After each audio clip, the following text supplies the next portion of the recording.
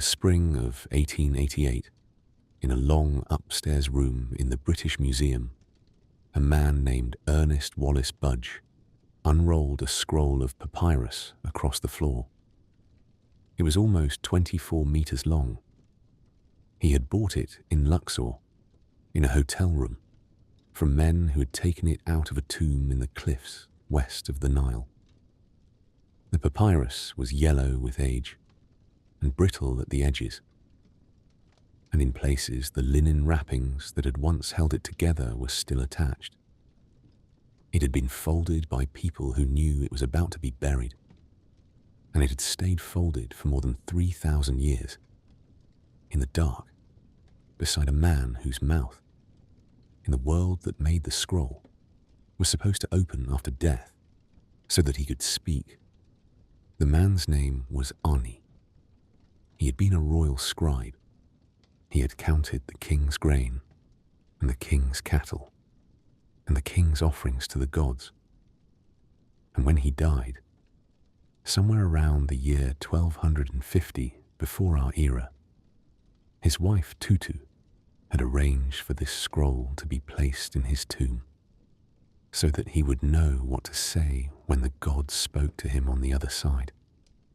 The scroll told him the names of doorkeepers he would meet in the dark. It told him the words to say when his heart was set on a great pair of scales and weighed against a feather. It told him how to row a boat across a black river, and how to answer a serpent, and how, when the long night ended, to come back into the morning as a living thing. The scroll is still in London. You can stand in front of fragments of it in a glass case and look at the painted faces of the gods, and at Ani himself, painted in a long white kilt with his arms raised in greeting. The colours are still there. The blue of the lotus, the red of the kilt, the gold of the scales, the careful black hieroglyphs running in their columns down the page, written in a hand so steady that it seems to belong to someone who is in no hurry at all. Because for the people who wrote these scrolls, the night that was coming was very long, and there was time.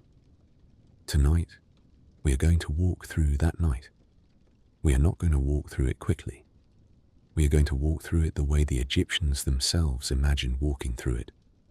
Slowly, 1 hour at a time, one gate at a time, one spell at a time, with a small lamp in our hand and a great quiet around us.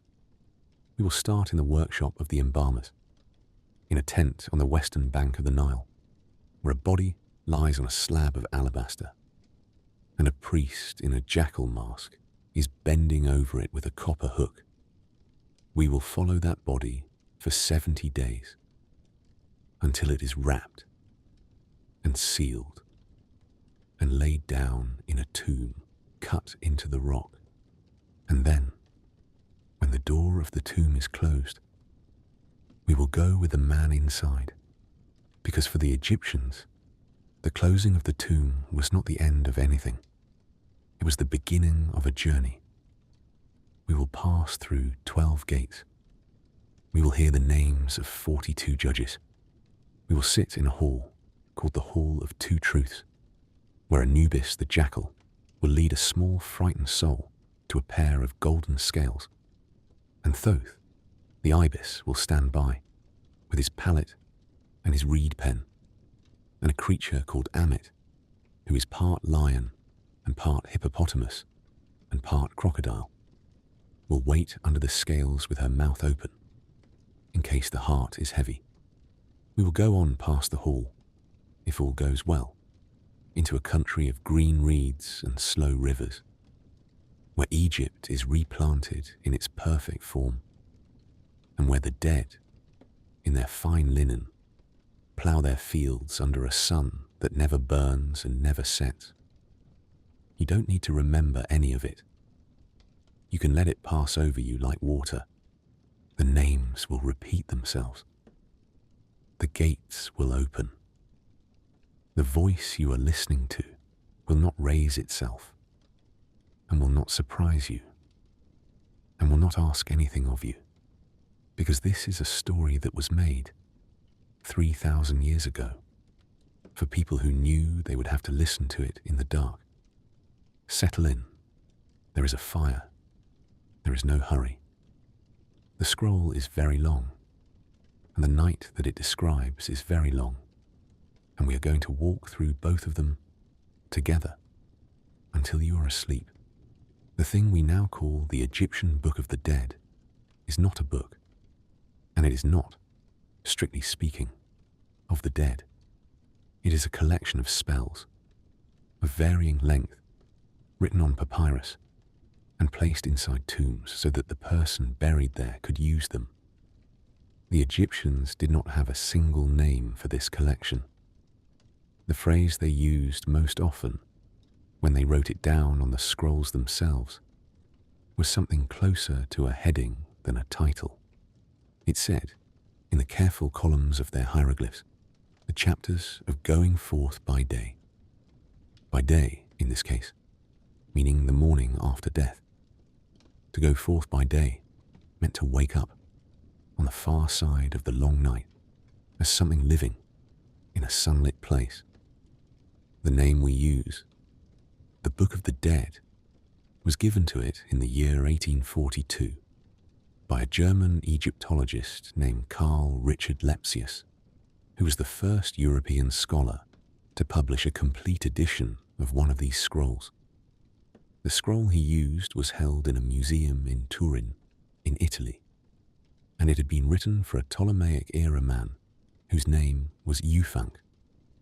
Lepsius numbered the spells in Eufunk's scroll from 1 to 165, and that numbering, the Lepsius numbering, is still how Egyptologists refer to the spells today. When a scholar tells you that something is in spell 125, they mean that it is spell number 125 in the order Lepsius assigned to Eufunk's papyrus in 1842 in Turin. There are about 190 spells in total that appear across all the surviving Book of the Dead manuscripts. No single scroll contains all of them. Each one was custom made for its owner, and each owner, or each owner's family, chose which spells to include based on which ones they could afford, which ones the scribe had at hand, and which ones, perhaps, they thought they would need. A wealthy man like Oni had a long scroll, full of beautiful coloured illustrations of the gods, with 70 or 80 spells inside it. A poorer person might have a single sheet, with a few key spells copied out in a hurry, and the name of the deceased left as a blank space, to be filled in at the funeral. This was not the first such collection that the Egyptians made. The Egyptians had been writing spells for the dead for more than 1,000 years before anyone wrote the Book of the Dead. The oldest funerary texts we have are carved on the inside walls of pyramids. They appear for the first time in the pyramid of a king named Unas, who was buried at Saqqara around 2350 before our era, near the end of the 5th dynasty. When archaeologists first opened that pyramid in the 1880s, they crawled in by torchlight, and what they saw on the walls of the burial chamber were rows and rows of small green hieroglyphs carved into the white limestone, running from floor to ceiling, like a quiet song carved in stone. The hieroglyphs were spells for the king, to help him rise into the sky after death, to climb up to his father the sun, to become a star among the imperishable stars in the northern sky. We call these the pyramid texts. They are the oldest religious writings in the world. In the pyramid texts, the afterlife is mostly a stellar afterlife. The king goes up. He becomes a star. He flies. He climbs a ladder made of the bodies of gods. He is greeted by the sun. The texts are short, urgent, almost shouted. They have the texture of incantation. They are also, for the most part, written only for the king. The afterlife described in the pyramid texts is a royal afterlife. The ordinary person, the farmer in his village, the embalmer in his tent, the scribe at his desk, is not really a part of it. He is buried. He is fed by his family. He is remembered. But he is not climbing into the sky. Then something changes. After the end of the Old Kingdom, when the central government collapses and the country breaks into pieces, when famine comes and the Nile is unpredictable and the rule of kings is interrupted, the texts that had once belonged only to kings begin to appear on the coffins of ordinary nobles. The same spells, slightly altered, copied out by local scribes in provincial towns, painted in cursive hieroglyphs on the inside of wooden coffins, so that the dead man, lying there in his linen, would have the words pressed against his sides like a book held open. We call this collection the coffin texts. They are the spells of the pyramid texts, opened up, made available to anyone who could afford a wooden coffin and a literate priest. They date, roughly, from 2100 to 1700 before our era. They are longer, stranger, and more elaborate than the pyramid texts. They begin to describe a more complicated underworld. There are dangers. There are demons. There are gates and rivers, and the first hints of judgment. Then, around 1550, before our era, at the beginning of what we call the New Kingdom, when Egypt is reunited, and the great pharaohs of the 18th dynasty are about to begin building their tombs in the Valley of the Kings, the texts move again. They come off the coffins and onto papyrus. They are now written on long scrolls, in cursive hieroglyphs, sometimes in coloured ink, sometimes with painted illustrations, and they are placed inside the tomb beside the body, often inside the coffin itself, rolled up and tucked between the wrappings, or laid across the chest, or set inside a hollow wooden statuette of a god. This is the form that we now call the Book of the Dead. It is not new, in the sense of newly invented. It is the same tradition that began on the walls of Unas's pyramid more than 1,000 years before. But it is now democratized. It is available to anyone who can pay for it. And by the time of Ani, in the 19th dynasty, 300 years after the form first appears, it is in widespread use throughout the country, among scribes and priests and minor officials, among the wives and daughters of priests, among artisans, among anyone who could lay aside enough silver to commission one. The scrolls were made in workshops attached to temples by professional scribes who specialized in funerary texts. The papyrus was made from the stems of the papyrus plant, which grew along the marshy banks of the Nile, especially in the delta.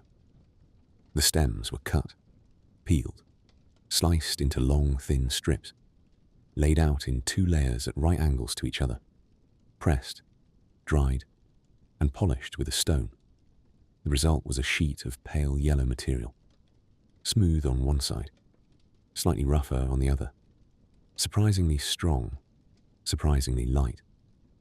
Several sheets could be glued together, edge to edge, to make a scroll of any length. Ani's scroll, the one Wallace Budge unrolled in London, is made of about 40 separate sheets, glued together with such care that the joins are almost invisible. The text was written in black ink, made from soot mixed with gum and water, with a reed pen cut to a fine point. Headings were written in red ink, made from red ochre or red iron oxide. The illustrations, which appear above or beside the text in a kind of running picture band, were drawn in outline first, then filled in with coloured pigments: blue from azurite, green from malachite, yellow from orpiment, white from chalk, black from soot. The colours have lasted for 3,000 years. In the case of Annie's scroll, they look almost as fresh today as they did the day they were laid down. A good scroll was expensive. A scribe might spend months working on it. The cost would have been comparable to the cost of building a small house. Not everyone could afford one. But for those who could, the scroll was not just a religious document.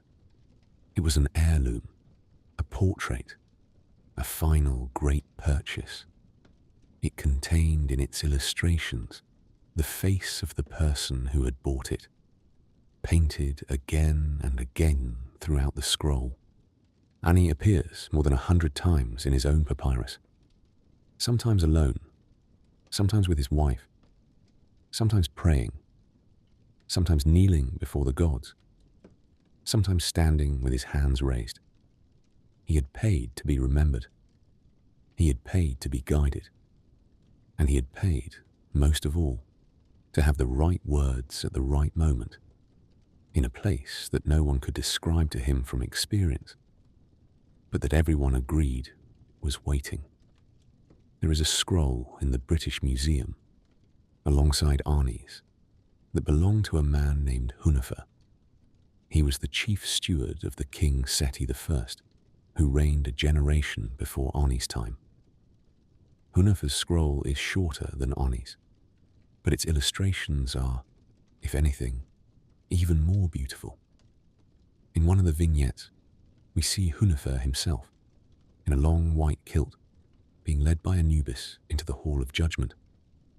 Hunefer's eyes are very calm. His hands are at his sides. Anubis has his hand on Hunefer's wrist, gently, as though he were leading a child. Behind them, the great scales stand ready. Beside them, Thoth waits with his palette.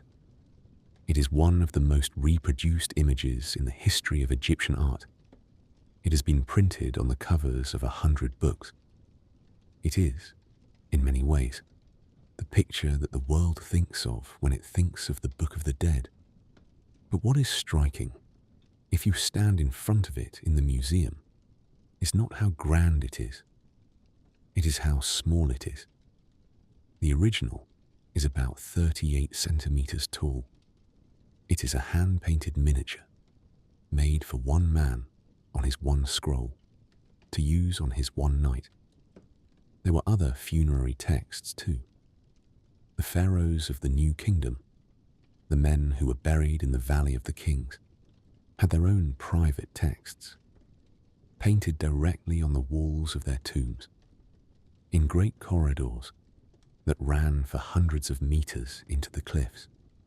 These were called the Duat, which means literally that which is in the Duat, and the Book of Gates, and the Book of Caverns, and the Book of the Earth, and the Litany of Ra. They were grander, longer, and more architectural than the spells of the Book of the Dead. They described the journey of the sun god Ra through the 12 hours of the night, hour by hour, with elaborate illustrations of the gods and demons he met along the way. They were, in a sense, royal versions of the same idea. The king travelled with the sun. The ordinary scribe travelled, more modestly, with his own small scroll. But both were walking the same dark country. The dark country had a name. It was called the Duat. The Duat is sometimes translated, in older books, as the underworld, but this is not quite right. The Duat is not underneath the world exactly. It is not below us in the way that the Greek Hades is below the surface of the earth. The Duat is a country that exists alongside the world we know, in a different register. It is most easily understood as the country through which the sun passes at night. During the day, the sun travels across the sky, in the visible world, in the boat of Ra. During the 12 hours of darkness, between sunset and sunrise, the sun travels through the Duat. There it meets demons and goddesses, and the great serpent Apophis, who lies in wait every night to try to swallow it. There it passes through 12 gates. There it descends into deep caves of fire and rises again, renewed, at dawn. The dead live in the Duat, or rather, the dead, after their judgment, may live in a particular part of the Duat, called the Field of Reeds, which is a green and pleasant land. Before they can live there, they have to make the journey. They have to follow the same path as the sun. They have to pass through the same 12 gates. They have to face the same judges. They have to survive the same long night. And it is for this journey, this specific journey, that the Book of the Dead exists. The spells are practical. They are instructions for use. They are what you say when you arrive at the first gate. They are what you say when the judge in the second hour asks you your name. They are what you say when the demon with the head of a snake asks you if you have stolen bread. They are what you do when your heart is on the scales. The Egyptians did not write these spells out of curiosity, or out of theology, or out of a desire to imagine the afterlife. They wrote them out of need. They believed that the texts would be used. They believed that the words would be spoken by the dead themselves in the dark, and that the right words, said correctly, would open the right doors. This is, in some ways, the most striking thing about the Book of the Dead. It is not a description of the afterlife. It is a script. The person who reads it in the tomb, in the dark, after death, is the person who is going to use it. The instructions are addressed, in a second person, to the deceased. You shall say. You shall not say. You shall raise your hand. You shall greet him by name. The dead are not passive. They are travelers. They have memorized, or at least carried with them, the lines they need to speak, and the great scroll, painted with its colors and its careful hieroglyphs, is, in the most literal sense, the script of their part in the play of the night. Before the dead could use the scroll, however, the body had to be made ready. Before the journey through the Duat could begin, the body that would make the journey had to be preserved and prepared and given back in a particular form, the form of a mummy. The Egyptians, for all their elaborate cosmology, were also intensely practical. They knew that a body left untreated in the heat of the Nile Valley would not last. They had seen what happened to bodies. They had seen, in the pre-dynastic period, what dry sand did to bodies buried directly in the desert, how it pulled the moisture out of them and left them shrunken and dark and recognizable, even after 1,000 years. And when they began, in later periods, to bury their dead in coffins, in proper tombs, away from the drying sand, they noticed something disturbing. The bodies didn't last in the same way. They decayed. They softened. They lost their faces. And so, gradually, over many centuries, the Egyptians developed a set of techniques to do, deliberately, what the desert had once done for them by accident. Mummification took 70 days. The number was fixed, by tradition, by the late period. The 70 days corresponded, in Egyptian religious thought, to the period during which the star Sirius was invisible below the horizon, before it rose again in the morning sky. and announced the start of the new year. Sirius was, for the Egyptians, the star of return. To spend 70 days in preparation was to imitate the 70 days the star spent below the horizon. It was to wait, in the dark, like the star, for the right moment to rise again. The process began on the western bank of the Nile, in a workshop called the Ibu, which is sometimes translated as the place of purification. It was a tent, or a wooden structure, set up near the river. The body was brought there from the house of the deceased, sometimes carried on a stretcher, sometimes in a small wooden coffin made specifically for the journey, and laid down on a sloping wooden table. The first thing the embalmers did was wash it. They washed it with water from the Nile, and with palm wine, and with a solution of natron, which is a kind of natural salt that occurs in deposits in the Egyptian desert, especially in the Wadi Natron in the western delta. Natron was the great drying agent of Egyptian embalming. It was a combination of sodium carbonate, sodium bicarbonate, sodium chloride, and sodium sulfate, scraped up from the dry lake beds where the desert water evaporated and left it behind. It looks, when you hold it in your hand, like coarse grey-white crystal. It is mildly caustic. It draws water out of anything organic that touches it, and it was used by the cubic meter in every Egyptian embalming. After the washing, the body was taken from the Ibu to a second tent called the Wabet, the place of embalming. There the work proper began. The first organ to be removed was the brain. This was not done by opening the skull. The brain was thought to be of no particular importance. It was not the seat of the mind. The Egyptians believed that thinking happened in the heart. The brain was simply removed through the nostril with a long, thin bronze hook, which was inserted up the nose and used to break up the brain tissue, which was then drained out or pulled out in pieces until the skull was empty. The skull cavity was sometimes rinsed with palm wine, sometimes stuffed with resin-soaked linen, sometimes left empty. The brain itself was discarded. It was the only organ that was thrown away. The next stage was the removal of the internal organs. A cut was made in the left side of the abdomen, just above the hip bone, with a stone or copper knife. The man who made this cut was, in some traditions, ritually chased away by the other embalmers afterwards, with curses and small stones, because he had violated the body.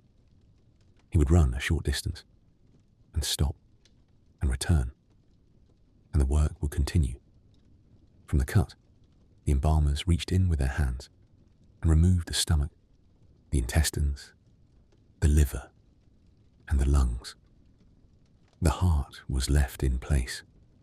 The heart, which the Egyptians believed was the seat of thought and feeling and personality. The heart, which would be weighed in the judgment. The heart, which had to remain with its owner, was left where it was, inside the chest. The 4 organs that had been removed were washed and dried and treated with natron, and then wrapped in linen and placed inside 4 jars called the canopic jars. Each jar had a stopper carved in the shape of the head of one of the 4 sons of the god Horus. The jar with the head of a man, called Imseti, held the liver. The jar with the head of a baboon, called Hapi, held the lungs. The jar with the head of a jackal, called Duamutef, held the stomach. The jar with the head of a falcon, called Kebesanuef, held the intestines. The 4 jars were kept together in a small wooden chest, which would be placed in the tomb beside the body. The sons of Horus would guard the organs. They had been guarding organs since the Old Kingdom. They knew their work. With the organs out and the brain gone, the body was now ready to be dried. It was covered, inside and out, in natron. The cavity of the chest and abdomen was packed with linen bags filled with natron. The body itself was laid out on a sloping table, with channels cut into the table to allow fluids to run off, and was buried, more or less completely, under a heap of natron crystals. There it stayed, for 40 days. The 40 days were the heart of the 70-day period. During those 40 days, the body lost almost all of its moisture. The skin darkened, hardened, drew tight against the bone. The flesh shrank. The face took on the strange, tight expression that is so familiar from photographs of mummies. It was no longer a body in the ordinary sense. It was a vessel. It was a shape. After the 40 days, the natron was brushed off. The body was washed again, this time with water and with sweet-smelling oils. The cavities were cleaned out and packed with new materials. Linen soaked in resin, bags of sawdust, sometimes lichen, sometimes onions, sometimes small pieces of cloth that had been embroidered with prayers. The skin, which had become brittle, was softened with oils, with cedar oil, with juniper oil, with myrrh, with frankincense. Some of these oils were imported at enormous expense from places like Punt, on the Horn of Africa, or from Lebanon, or from southern Arabia. The Egyptians spent fortunes year after year, century after century, importing these oils, mostly so that they could be poured over the dead. The eyes, which had collapsed inward during the drying, were filled with small linen pads, or with onions, or in later periods with carved stones. The mouth was sometimes closed, sometimes packed with linen. The nostrils were stopped up. The cut in the side, which had been used to remove the organs, was sometimes closed with a sheet of beaten gold, engraved with the eye of Horus. Then the wrapping began. The wrapping took the rest of the 70 days. It was done by priests, one of whom wore the mask of the god Anubis, the jackal-headed god of embalming. The priest in the Anubis mask was, in that moment, Anubis. He had become the god by putting on the mask, and his hands, while he worked, were the hands of the god. And what he did was what the god had done. For the first time, when the first murder in Egyptian mythology had been committed, and the first body had needed to be made ready, that body had been the body of Osiris, the murdered king. And Anubis had wrapped it, and Isis, his wife, had wept over it, and Horus, his son, had avenged it. Every Egyptian embalming was a reenactment of that first wrapping. The dead man, on the table, was Osiris. The priest, in the mask, was Anubis. The wife, by the door, weeping, was Isis. The story was very old, and very known, and very calming, perhaps, to those who were doing the work. Let us tell that story now, in the form the Egyptians told it, because nothing else in the Egyptian afterlife makes sense without it. The story is the bedrock, the mummification, the weighing of the heart, the green-faced god on his throne in the hall, the long journey through the night. All of it begins with one murder, in the very first days of the world, when the gods were still living on earth, and the world was still very young. In the beginning, the Egyptians said, the earth was a god, and the sky was a god, and they lay close together, the earth below and the sky above, with no air between them. The earth was a god named Geb. The sky was a goddess named Nut. They were married. They had children. Their children were four: a son named Osiris, a daughter named Isis, a son named Set, a daughter named Nephthys. The four children of earth and sky were the first gods of the order of things. Osiris and Isis married one another in the way of the gods of the very early world. Set and Nephthys married one another in the same way, and Osiris, the eldest, became king of Egypt. He took the throne. He held the crook and the flail. He wore the white crown. Osiris was, in the memory of the Egyptians, a good king. He taught the people how to grow grain. He taught them how to make bread. He taught them how to brew beer. He taught them how to bury their dead. He gave them laws. He walked through Egypt, from the cataracts of the south to the marshes of the north. And wherever he walked, he brought order, and the land flourished behind him. The people loved him. They called him good. They called him the Lord of the land. They followed his customs and built villages along the river. And the river rose every year and watered the fields. And the grain came up. And there was enough for everyone. This was the first great kingship in Egyptian memory. The land, under Osiris, was as it should be. But Set, his brother, was not happy. The texts are not always clear on why. Some say he resented the throne. Some say he resented the love that the people had for Osiris, when the people had no particular love for him. Some say he had been wronged in some other way, in some private quarrel. Some say his anger was simply his nature, given to him by the gods, the way the desert is given the wind, without telling me why. Whatever the reason, Set began, quietly, to plan. He arranged a banquet.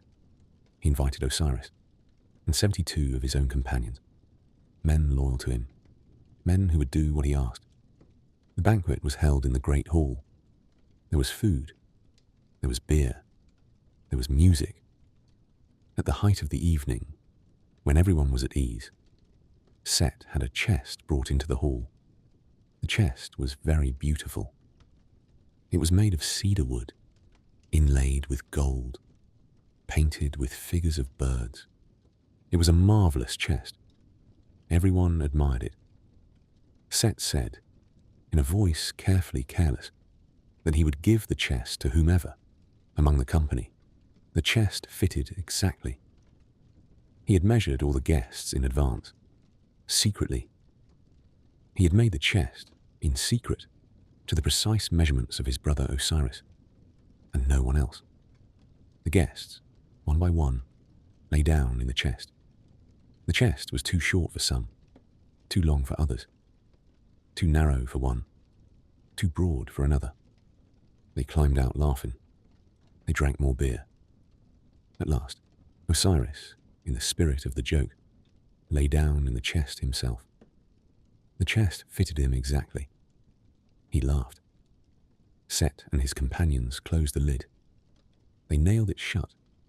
They poured molten lead into the seams to make it watertight.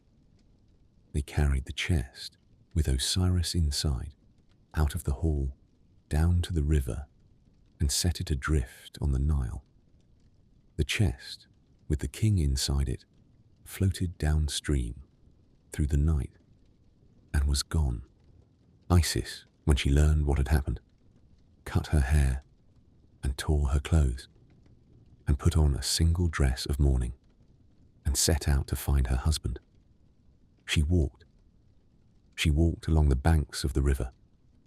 She asked everyone she met whether they had seen a great chest of cedar wood, inlaid with gold, passing in the current. Some had seen it. Some had not. She walked further. The chest, meanwhile, had floated all the way down the Nile, out into the Mediterranean, across the sea, and had washed ashore at a place called Byblos, in what is now Lebanon. There, The texts say the chest had become caught in the roots of a young tamarisk tree, or in some versions, an erica tree, which grew up around the chest and enclosed it inside its trunk. The tree grew. It became a great tree. The king of Byblos admired it. He had the tree cut down and used as a pillar in his palace. The chest, with the king of Egypt inside it, was now inside the pillar of a foreign palace. The king of Byblos did not know. Isis, in the way of goddesses, eventually came to know. She travelled to Byblos. She presented herself, in disguise, as an ordinary woman. She entered the palace. She became the nursemaid of the king's infant son. She was, in her way, careful. She did not announce herself. She waited. At night, when no one was watching, she would place the child in the hearthfire to burn away his mortal parts and make him a god, while she herself, in the form of a swallow, flew round and round the pillar that contained her husband, mourning. One night the queen of Byblos came in and saw her child in the fire. The queen screamed. The spell was broken. The child was pulled, unburned, but no longer to be made a god, from the flames. Isis dropped her disguise. She told the king of Byblos who she was and what was inside the pillar, and asked for the pillar. The king, who had no wish to argue with a goddess, gave it to her. Isis took the pillar. She split it open. She took out the chest. She took out the body. She carried the body back to Egypt. She hid it in the marshes of the delta, in a thicket of papyrus reeds. She wept over it.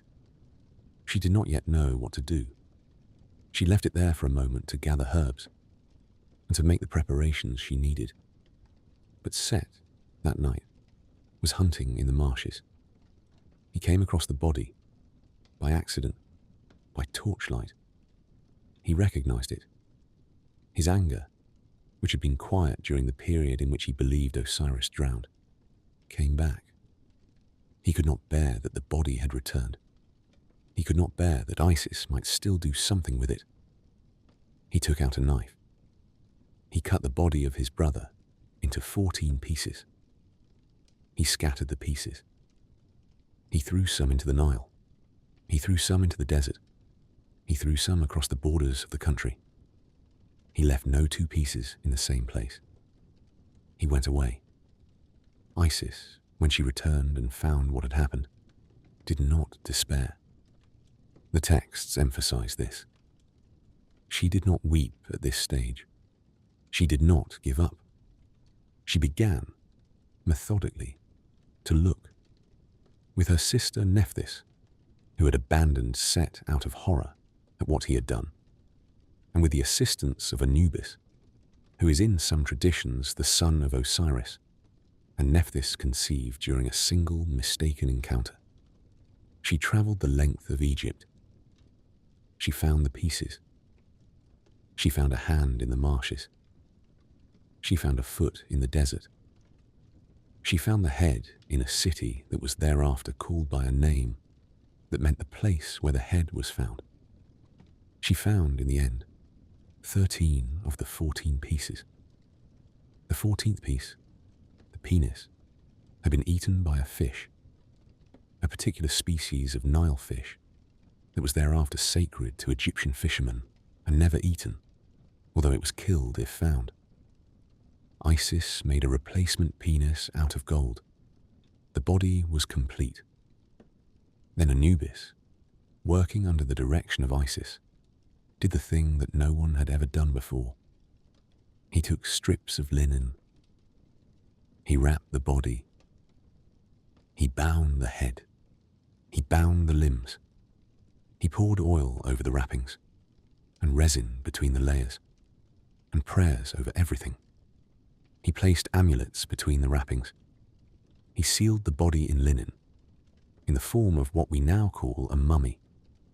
He was the first embalmer. He was, in the Egyptian story, the inventor of mummification itself. The body of Osiris, no longer scattered, no longer perishable, was made permanent in linen. It was a body of a new kind. It was a body that did not decay. Isis, with the body wrapped, performed the rites of mourning. She and her sister, Nephthys, stood at the head and the foot of the bier. They wept the proper tears, in the proper order. They sang the proper laments. They were the first mourners. Every funeral in Egypt afterwards, for 3,000 years, would imitate them. The two professional mourning women at every funeral, who stood at the head and the foot of the coffin and wept, were Isis and Nephthys. They were called the two kites, after the small wailing birds whose cries sounded like grief. Their names were carved on the ends of every painted coffin in Egypt. They were there, in the linen, at every wrapping. Then Isis, in the form of a small bird, hovered over the body of her husband. The texts are very specific about this. She beat her wings. She fanned air into his nostrils. She brought him, for a single moment, partly back to life. In that moment, she conceived a child. The child was Horus. He would be born in the marshes, in hiding.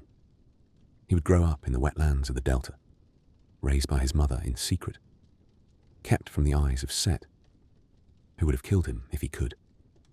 He would become a hawk-headed god, the falcon, the bright god, the one who flies.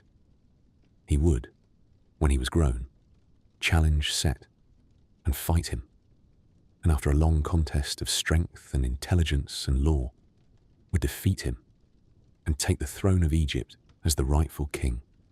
But Osiris himself, after that single moment of fanned breath, did not stay in this world. He had been dead. He could not be a king of the living any longer. He went, instead, into the next world, into the Duat, where he became the king of the dead, the lord of the underworld, the green-faced god on his throne.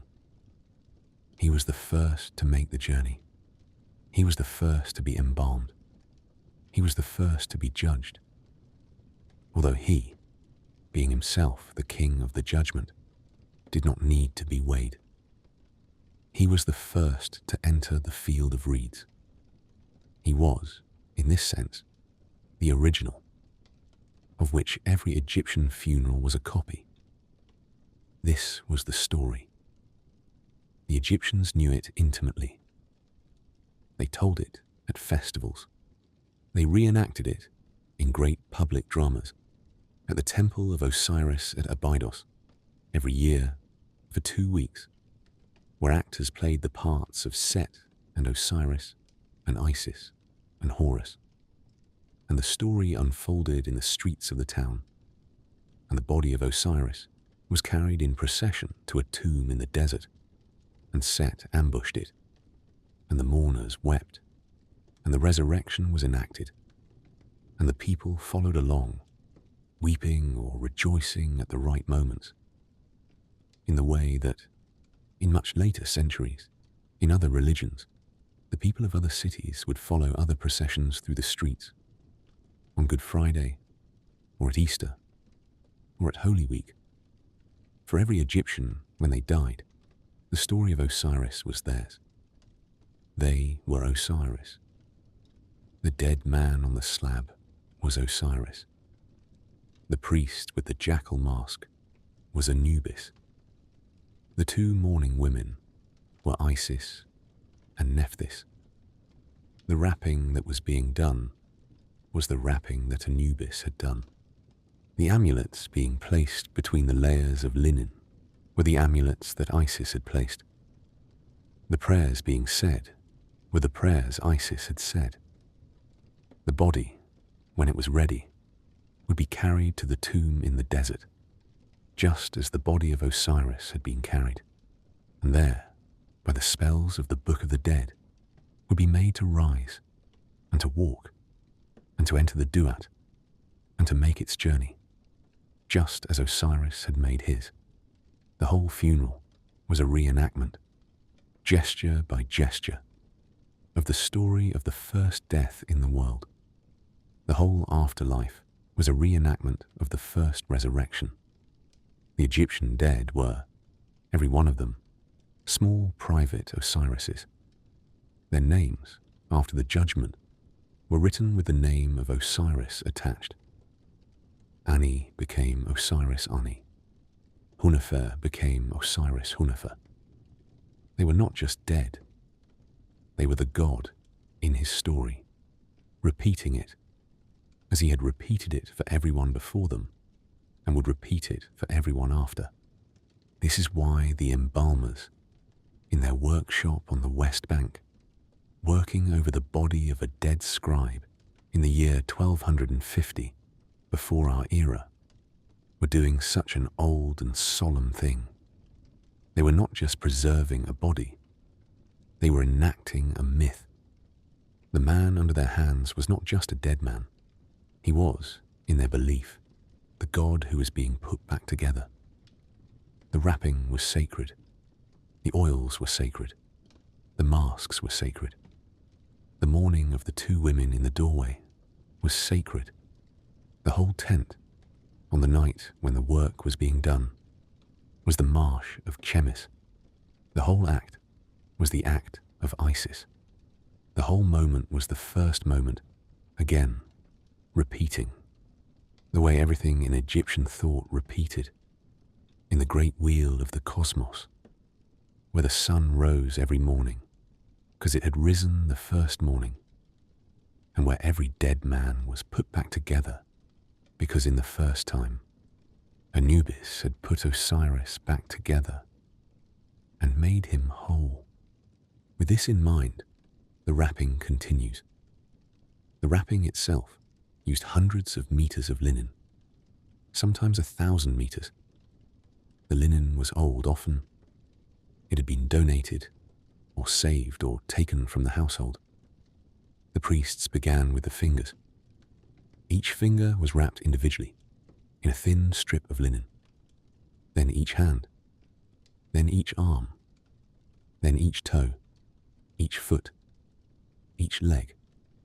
The head was wrapped, with the chin tied up by a strip of linen to keep the mouth closed. Then the body was wrapped in larger sheets, layer over layer, with resin poured between the layers to glue them together. The resin was hot when it was poured. It hardened as it cooled. The whole bundle, by the end, was rigid, sealed, dark with resin, almost mineral in its solidity. Between the layers, the priests inserted amulets, hundreds of amulets sometimes, small carved figures of gods and goddesses, eyes of Horus, scarab beetles, Sphinx, jed pillars, hearts, knots of Isis. Each amulet had a function. The scarab on the chest was a heart scarab. It carried a spell to keep the heart from speaking against its owner during the judgment. The eye of Horus on the abdomen was for healing. The djed pillar on the back of the neck was for stability. The amulets, placed in their right positions, were a kind of armor. They were also instructions, written in a language of objects, to the body itself. This is who you are now. This is what you are going to face. This is what will protect you. The last act of the wrapping was the placing of the mask. A funerary mask made of cartonnage, which is a kind of papier-mâché made from layers of linen and plaster, was set over the head and shoulders of the wrapped body. For wealthy people, the mask was gilded and inlaid with coloured glass for the eyes and eyebrows. For royalty, the mask was sometimes made of gold, beaten thin and shaped over a wooden form, like the famous mask of Tutankhamun, which was made about 20 years before Ani's papyrus was written, and which is, in its serene gold face, the most direct image we have of what an Egyptian mummy was supposed to look like. after all the work was done. The mask was not a portrait. It was a face that the dead person could wear in the next world that would identify them as the kind of being who belonged there, that would mark them as a transfigured one, an act, a being of light. When the wrapping was complete, the mummy was placed inside a coffin, sometimes inside 2 coffins, sometimes inside 3 nested coffins, each painted with prayers and spells and images of the gods. The coffins were then carried in a long procession from the workshop on the west bank of the river, up the path that led to the cliffs, where the tombs were cut into the rock. Family members walked behind, weeping ritually, scattering dust on their heads. Professional mourners walked with them, paid to weep more loudly than the family could. Priests walked in front, swinging censers of burning incense, chanting hymns. The mummy on its sledge moved slowly up the path, drawn by oxen, swaying slightly with each step, towards the door of the tomb. At the door of the tomb, before the body was taken inside, a final ceremony was performed. It was called the opening of the mouth.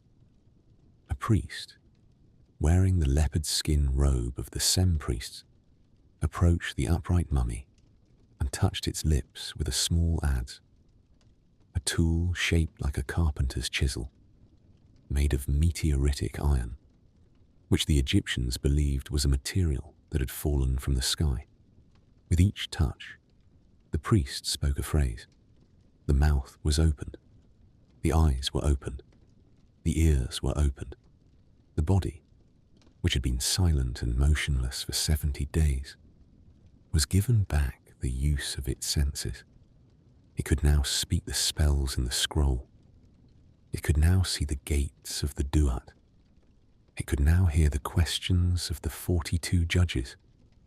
The adze, when it was withdrawn from the lips of the mummy, had not changed anything materially. But for the people present who believed in the ceremony, the body was no longer simply a preserved corpse.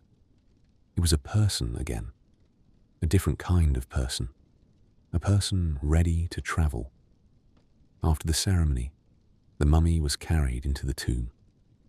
The tomb had been prepared, in some cases for years. It had a chapel, where offerings would be left by the family, and a deeper chamber beyond a sealed door, where the coffin would be placed.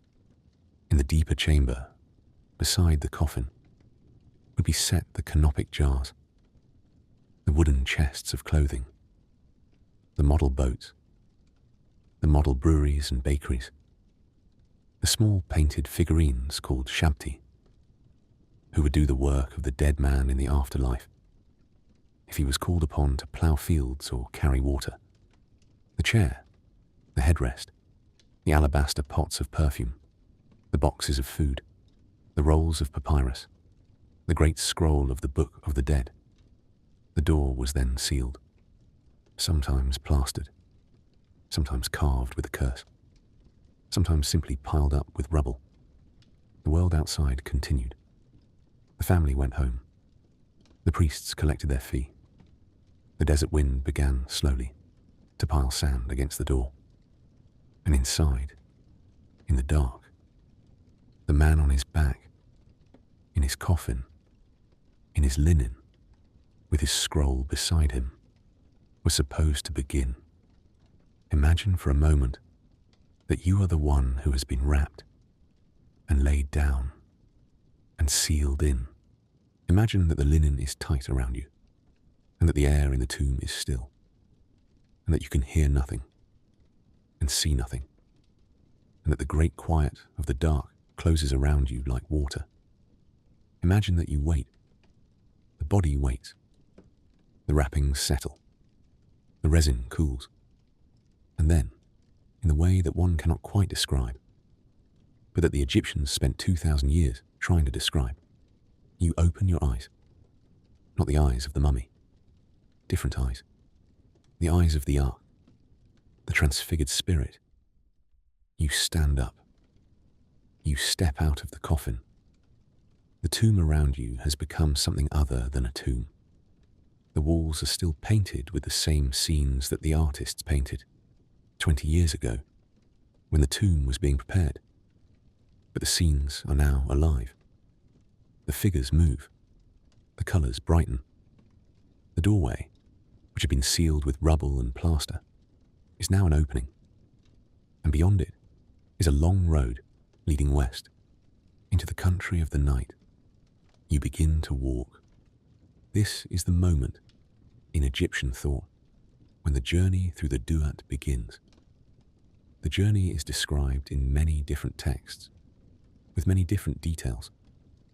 Some texts say it begins at sunset. Some say it begins at midnight. Some say the dead travel with the sun god Ra in his boat through the 12 hours of the night. Some say each dead person travels alone, on their own path, or meeting the same gates and the same judges that the sun meets, but on their own schedule. The geography of the Duat is not consistent. It is, in fact, contradictory, from one spell to another, from one papyrus to another, from one century to another. The Egyptians never settled on a single map. They had many maps. They believed in all of them at once. This is one of the things that makes the Duat so strange to a modern reader. We are used to underworlds with clear geography. Hell is below us, with its 9 circles. Hades has its rivers in a fixed order. But the Duat is more like a dream country. It shifts. It overlaps. The same place can appear under different names. The same name can mean different places. The dead walk through it, and the country arranges itself, with each step, into something they recognize from the scroll they have been given. But there are common features.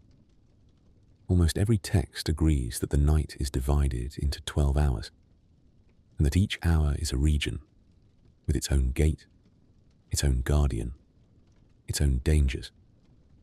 The traveller passes through one gate at a time. At each gate, there is a doorkeeper, and sometimes a herald, and sometimes a watcher. The doorkeeper asks the traveller's name. The herald asks the doorkeeper's name. The watcher asks the herald's name. To pass, the traveller must know all 3 names. And there are 7 gates of this kind, in the longest texts, and 21 gates in some other texts. And the names of all the guardians are long and frightening, and they must be memorized, or carried in the scroll, or read out in the dark. Here is one of the doorkeepers, from spell 146 of the Book of the Dead. His name is Crusher. Above him is another guardian, called Listening Ear. Above him is the herald, called Loud Voice. To enter, the traveller must say, Crusher, I know thee. Listening Ear, I know thee. Loud Voice, I know thee. Open to me. I am pure. I have done no wrong.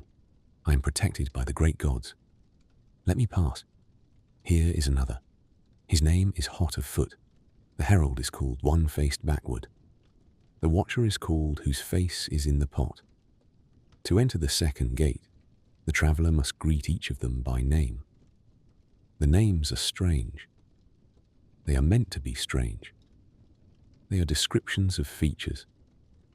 The one whose face is in the pot. The one who is loud of voice. The one whose foot is hot. They make the guardians sound at first almost comic. But the Egyptians did not find them comic. They found them precise. The Duat was populated, in their imagination, by very specific beings, each of whom had to be recognized individually and addressed correctly. To call a guardian by the wrong name was to fail. To call him by no name was to fail. The texts insist, repeatedly, that the dead must know the names. This is the great theme of the journey. Knowledge is power. To know the name of a being is to have authority over that being. To know the names of all the beings of the Duat is to be able to walk freely through it. This is why the scroll is so important. The scroll, with its painted illustrations, names every being that the traveler will meet. It shows him their faces. It writes out their names beside their faces. It tells him what to say. The traveler, who has been given the scroll at his funeral, has, in a sense, been given a list of every person he will meet on the road. He can rehearse the names. He can carry them with him. He can pull out the scroll in the dark and look. And the spells, as they appear on the scroll, are not so much philosophical texts as conversational guides. They are scripts of what to say at each encounter. Let us walk, now, through some of the encounters. We will not walk through all of them. The full geography of the Duat, in all its variations, would take more nights than we have. But let us walk through the ones that the Book of the Dead returns to again and again. Let us walk through the river. Let us walk past the lake of fire. Let us meet the serpent. Let us see the boat. The first thing the traveler often meets, in the texts, is a river. The Duat, like Egypt itself, is a country of rivers. There is a great river running through it, parallel to the Nile, but darker and stranger, with banks of black sand. To cross this river, the traveler must call a ferryman. The ferryman, like all the beings of the Duat, has a name. He is sometimes called Maat, he who looks behind him, because his head is turned backwards on his shoulders, so that he can see where he is going while he rows in the opposite direction. He sits in his boat on the far side of the river, with his oar resting across his knees. The traveller stands on the near bank and calls to him. "Ferryman, I know your name. Ferryman, bring your boat. Ferryman, I am one who has come from the gods." The ferryman, in many of the spells, is reluctant. He asks the traveller questions. He wants to know who built the boat. He wants to know the name of the rope. He wants to know the name of the oar. He wants to know the name of the wind that fills the sail. He wants to know the name of the timbers. The traveller, who has read his scroll, knows the answers. The rope is named. The oar is named. Every plank of the boat has a name, and the traveller recites the names, patiently, one by one, until the ferryman is satisfied and crosses the river and brings the boat to the near bank and lets the traveller step aboard. This recurring scene, the scene of the ferryman, is one of the oldest in the funerary literature. It appears already in the pyramid texts, more than 1,000 years before the Book of the Dead. There the king himself stands on the bank and calls to the ferryman and announces his identity and is taken across. The crossing of the river is, in some sense, the moment of leaving the world of the living behind. On the far side of the river, the country is fully the Duat. There is no going back across.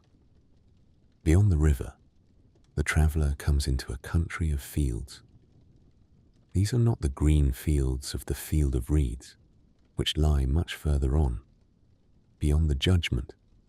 These are the fields of the early Duat, where the work is hard, where the canals are dark, where the dead are sometimes set to plough, by Osiris, the king of the underworld, to grow grain for the gods. In some texts, the dead are required to do this work themselves, in their fine linen and their gold jewellery, ploughing furrows in black earth under a black sky. The Egyptians, who were practical people, did not love the idea of doing this kind of work after death, and so they invented the shabti. The shabti was a small figurine, usually about the length of a hand, made of clay or wood or faience, in the shape of a mummy. Faience is a kind of glazed ceramic, blue or blue-green in colour, fired in a kiln. A shabti was painted with a face, and with a small kilt, and held, crossed across its chest, the tools of a farm worker. A hoe in one hand, a hoe in the other, sometimes a basket on its back. On the front of the shabti, in vertical columns of hieroglyphs, was written a spell. The spell was numbered, in Lepsius's system, as spell 6 of the Book of the Dead. It is sometimes called the shabti spell. It reads, more or less, O shabti, if I am called upon to do any work in the realm of the dead, to plant the fields, to flood the banks, to carry sand from east to west, here am I, you shall say. You shall stand in my place. The shabti was made to answer for the dead man. In Egyptian, the word shabti is sometimes interpreted as deriving from a verb meaning to answer. The shabti was the one who answered. When the dead man was called to work, the shabti would step forward and say, Here I am, and do the work in his place. A wealthy tomb owner would be buried with hundreds of shabtis, sometimes as many as 401, the magic number being 1 shabti for each day of the year, and an overseer for every 10. The shabtis were stored in small wooden boxes, sometimes painted with the same scenes that decorated the coffin. When the tomb was opened by modern excavators, 3,000 years later, the shabtis spilled out by the handful. You can see them now in museums, in long glass cases, row upon row of little blue mummies with their hose pressed to their chests, waiting, patiently, for the work they were made to do. Beyond the fields, the traveller comes to a region of fire. This is one of the more frightening parts of the Duat. There are lakes of fire, surrounded by tall reeds that burn but are not consumed. There are pits filled with flame. There are demons standing beside the pits, holding knives, ready to throw the unworthy in. The dead who have done wrong end up in these pits. Their bodies are burned. Their hearts are eaten. Their names are erased. This is, in Egyptian terms, the worst fate. To be erased, in Egyptian, is to have one's name struck out, so that no one can speak it anymore, and so the dead person, having no name to call back from the dark, has nothing to come back to. To be erased is to be truly dead, in a way that being merely deceased is not. The Book of the Dead contains spells to help the traveller avoid this fate. There are spells to pass safely by the lake of fire. There are spells to pass through the fire without being burned. There are spells to keep the demons from looking. The spells are short, mostly. They are addressed often to specific demons by name. They are very calm in their tone. They do not plead. They simply state, I am pure. I have not done wrong. I have not stolen. I have not killed. I am protected. Let me pass. Beyond the fire, the traveller may encounter a serpent. The serpent has many names. The most common is Apophis, sometimes written Orpep, an enormous coiled snake who lives in the depths of the Duat and tries, every night, to swallow the sun. He is the great enemy of order. He is uncreation. He has no eyes, in some texts, because to see is to recognize, and to recognize is to participate in the world of names, and he wants no part of names. He coils in the deepest hour of the night, the 7th hour, or sometimes the 12th, and he waits.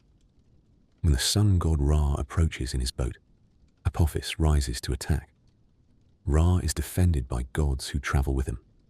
There is Set, the god of storms, who stands in the bow of the boat with a spear and stabs at Apophis as he rises. There is Bastet, the cat goddess, who fights with claws.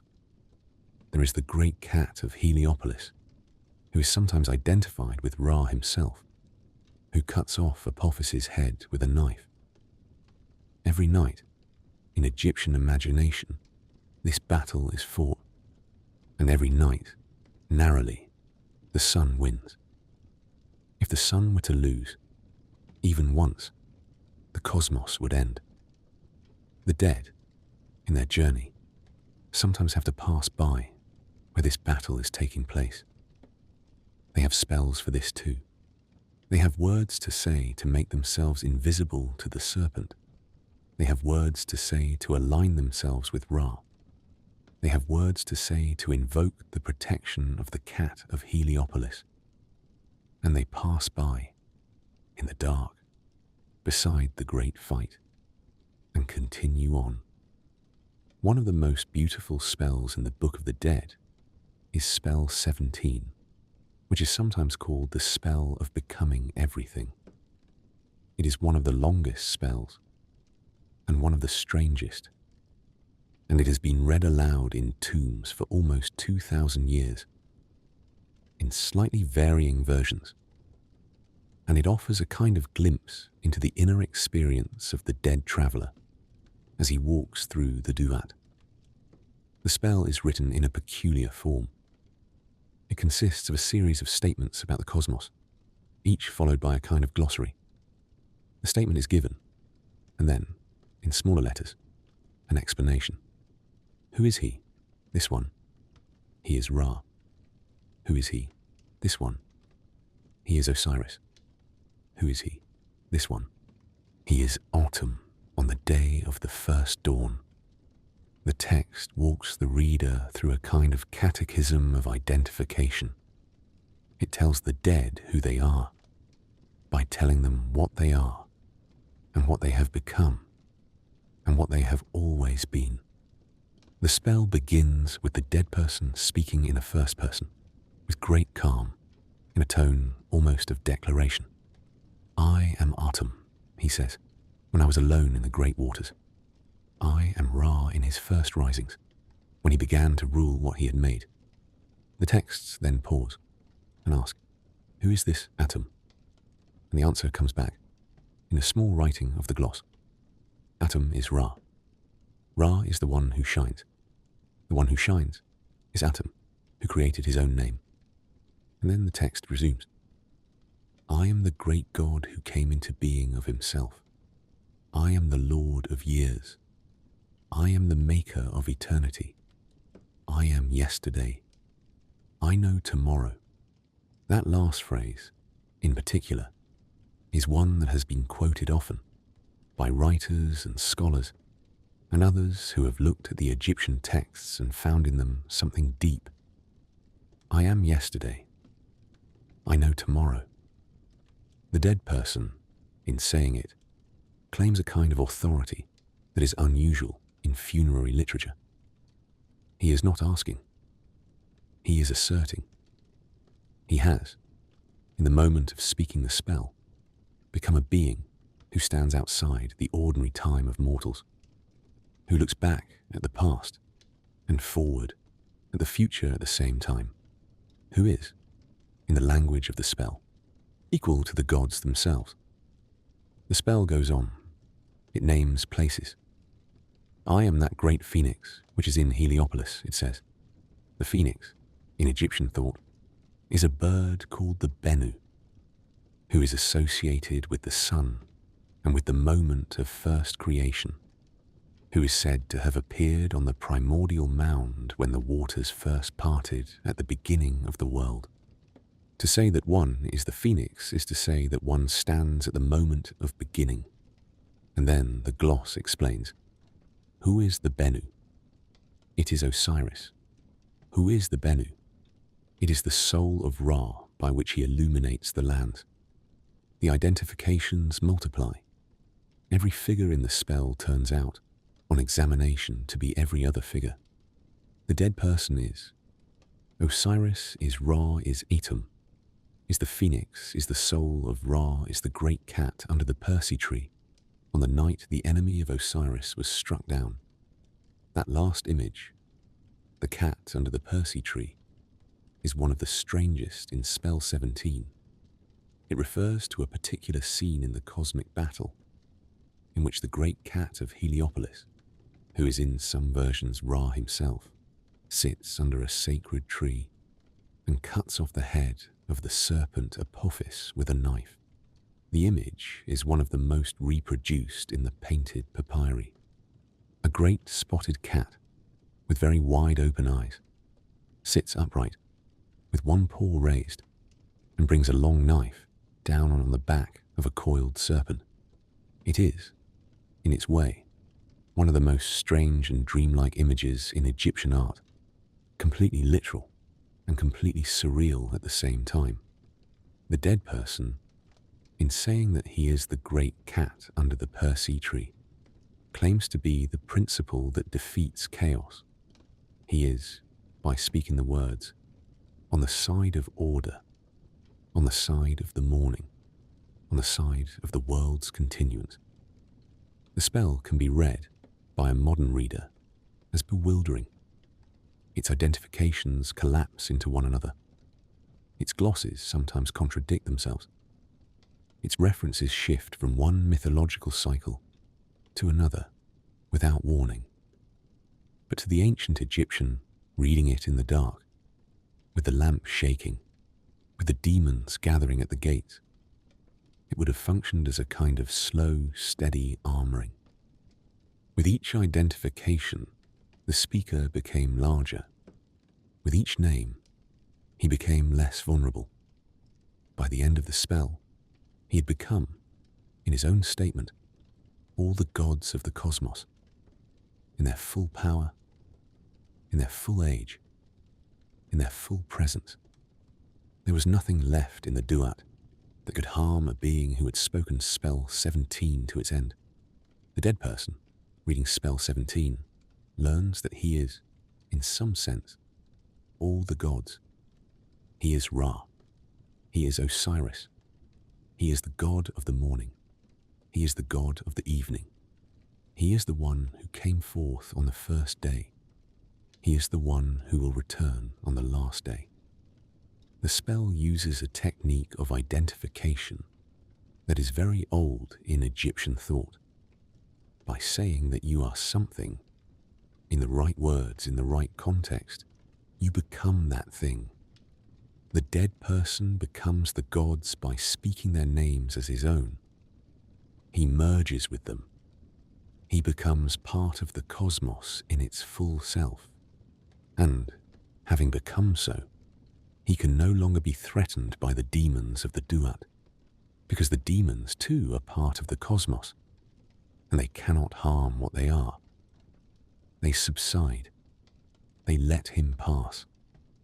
The traveller now comes to a great region called the Field of Hetep, the Field of Offerings, which is sometimes described as a kind of garden, divided into 7 sections, each with its own canal, each with its own crop. There are figs growing here, and dates, and pomegranates. There are tall reeds and small papyrus boats moored in the canals, and the sound of birds. The dead person passes through. He is not yet in the field of reeds proper, which is the final destination, but he is approaching it. The light is different here. The dark has begun to lift. There is a paleness in the sky, somewhere between blue and grey, as though dawn is approaching. The dead have walked for a long time. The texts, at this point, often slow down. They become more meditative. They name plants. They name birds. They describe the gardens at length. They are, in a sense, preparing the traveller for what is coming. which is the most difficult thing he will face in the whole journey. More difficult than the river, more difficult than the fire, more difficult than the serpent. He is coming to the judgment. Before the judgment, however, there is one more thing to do. The dead person must approach the great hall of two truths. He must dress ritually before entering. He must be clean. He must be in his finest linen. He must be carrying his heart, which is in his chest. But he must also have his heart scarab around his neck. A small green stone amulet, the size of a knuckle, carved in the shape of a beetle, with a spell engraved on its underside. The spell is sometimes called the heart scarab spell. It is spell 30 of the Book of the Dead. It is addressed, in the second person, to the dead person's own heart. It says, in essence, "O my heart, do not stand up against me. Do not speak against me. Do not let what I have done be heard against me. Do not let me be turned away. Be silent in the presence of the judge." The spell is one of the strangest in the whole tradition. It is, in effect, a request from the dead person to his own heart, asking the heart not to tell the truth, or not quite the truth, not the full truth.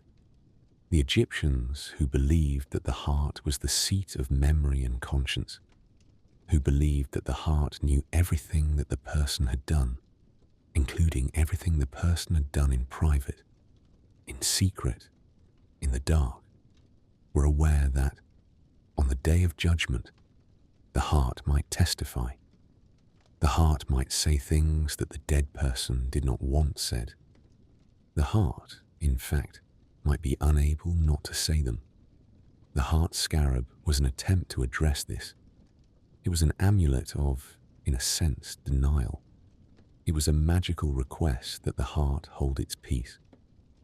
But the Egyptians, being Egyptians, did not simply trust the spell to work. They built in a backup. The heart, even with a scarab, would be weighed. It would be set on a pair of golden scales. On the other pan would be set a feather, the feather of the goddess Maat, the goddess of truth and order and balance. And the heart would weigh itself, and the feather would weigh itself, and the scales would settle, and the verdict would be visible. There was no jury. There was no debate.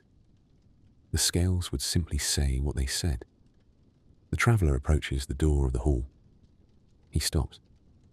He looks at the door. He raises his hands. He says, "I have come. I have travelled all the night. I have passed through all the gates. I am here. Let me enter." The doorkeeper, who is named, and who knows the traveller is named, opens the door. The traveller steps inside, and what he sees in the hall, in the painted vignettes of the Book of the Dead, is the most reproduced image in the whole tradition, the one that appears on book covers and posters and tattoos and tarot cards and Halloween costumes, the great central image of the entire Egyptian afterlife. He sees, against a pale yellow background, with hieroglyphs running across the top, a long room. At the far end of the room, on a low throne, sits Osiris, the king of the underworld, the green-faced god, his arms crossed across his chest, holding the crook and the flail, wearing the tall white crown of Upper Egypt, with the two feathers of the ostrich rising on either side. Behind Osiris, with their hands on his shoulders, stand his wife Isis and her sister Nephthys, both of them small and slender, both of them holding ankhs. Above the throne, on a high shelf, sit small figures of the 4 sons of Horus, the same 4 who guard the canopic jars. Around the walls of the hall, in a row, sit 42 more figures, the assessors of the dead, the 42 judges, each one named, each one representing a different province of Egypt, each one responsible for one specific sin. They sit very still. They watch. In the middle of the hall, between the door and the throne, stand the great scales. They are tall scales, taller than a man, made of gold, with two empty pans hanging from a horizontal beam. The pivot of the scales is a tall column, with a feather rising from its top. The beam swings slightly in the still air. Standing beside the scales, on the left, is Anubis, the jackal-headed god, his hand resting lightly on the cord of one of the pans, ready to operate the balance. Standing beside the scales, on the right, is Thoth, the ibis-headed god, with his palette in his hand and his reed pen poised, ready to write down the result. Crouched beneath the scales, like a dog at the foot of a table, is Ammit. She has the head of a crocodile, with rows of small sharp teeth. She has the front legs and chest of a lion. She has the hindquarters of a hippopotamus. She is small. She is patient. Her mouth is slightly open. Her tongue is visible. The traveller, who is Ani or Hunefer or anyone, stands at the doorway. He sees the hall. He sees the scales. He sees the assessors. He sees Ammit. He raises his hands, and he steps forward, and he speaks the words that he has been carrying with him in his scroll since the morning of his funeral, when the priests laid the scroll across his chest. He speaks the words of spell 125. He speaks them line by line with great care, because he has come now to the part of the night for which all the rest was preparation. The room is very still. The traveller stands in the doorway. The 42 assessors sit along the walls, 21 on each side, in 2 long rows. Each one is human in body, but the heads are different. Some have the heads of men, with long beards. Some have the heads of falcons. Some have the heads of serpents. Some have the heads of jackals. Each one holds across his knees a long knife. Each one is named. The names are written in small hieroglyphs above their heads in the painted papyrus. He looks at them, one by one. He has been told, in the spells he memorized, that each of these assessors comes from a particular city of Egypt and is responsible for a particular kind of sin. The assessor on the right of the door is from Heliopolis. He is called Wide of Stride. He watches for sin in general. The next one is from Keraha, and he is called Embracer of Flames. He watches for robbery. The next one is from Hermopolis, and he is called Long-Nosed. He watches for stealing. The next one is from the Cavern of Doubles, and he is called Eater of Shadows. He watches for murder. The names are old and strange, and the traveller does not need to fully understand them. He needs only to know that they are listening. He needs to address each of them, in turn, by name, and to declare to each of them that he has not committed the specific sin assigned to him. This is what spell 125 is. This is its core. It is a litany of denials, addressed to each of the 42 assessors in turn, one by one, until the whole list has been spoken. It is, in Egyptian funerary tradition, the most famous of all the spells. It is the moral center of the Book of the Dead. It is, in a sense, the closest thing the Egyptians had to a creed. The denials are sometimes called, in modern translations, the negative confession. Each one begins with the same form. I have not. I have not done. I have not committed.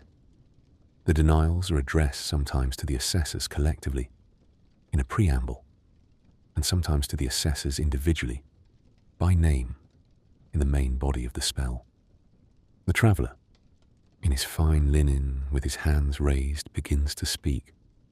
He says, I have not done injustice. I have not robbed with violence. I have not stolen. I have not done murder. I have not stolen grain. I have not purloined offerings. I have not stolen from the God. I have not told lies. I have not carried off food. I have not cursed. I have not committed adultery. I have not made anyone weep. I have not eaten my heart.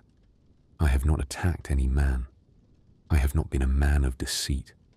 I have not stolen cultivated land. I have not eavesdropped. I have not slandered anyone. I have not been angry without good cause. I have not defiled the wife of any man. I have not made myself unclean. I have not made anyone afraid. I have not transgressed against the law. I have not been hot of temper. I have not turned away from the words of truth. I have not blasphemed. I have not been a man of violence. I have not stirred up strife. I have not acted hastily without reflection. I have not pried into the affairs of others. I have not multiplied words in speaking. I have wronged no one. I have done no evil. I have not worked magic against the king. I have not stopped the flow of water. I have not raised my voice in anger. I have not cursed the God.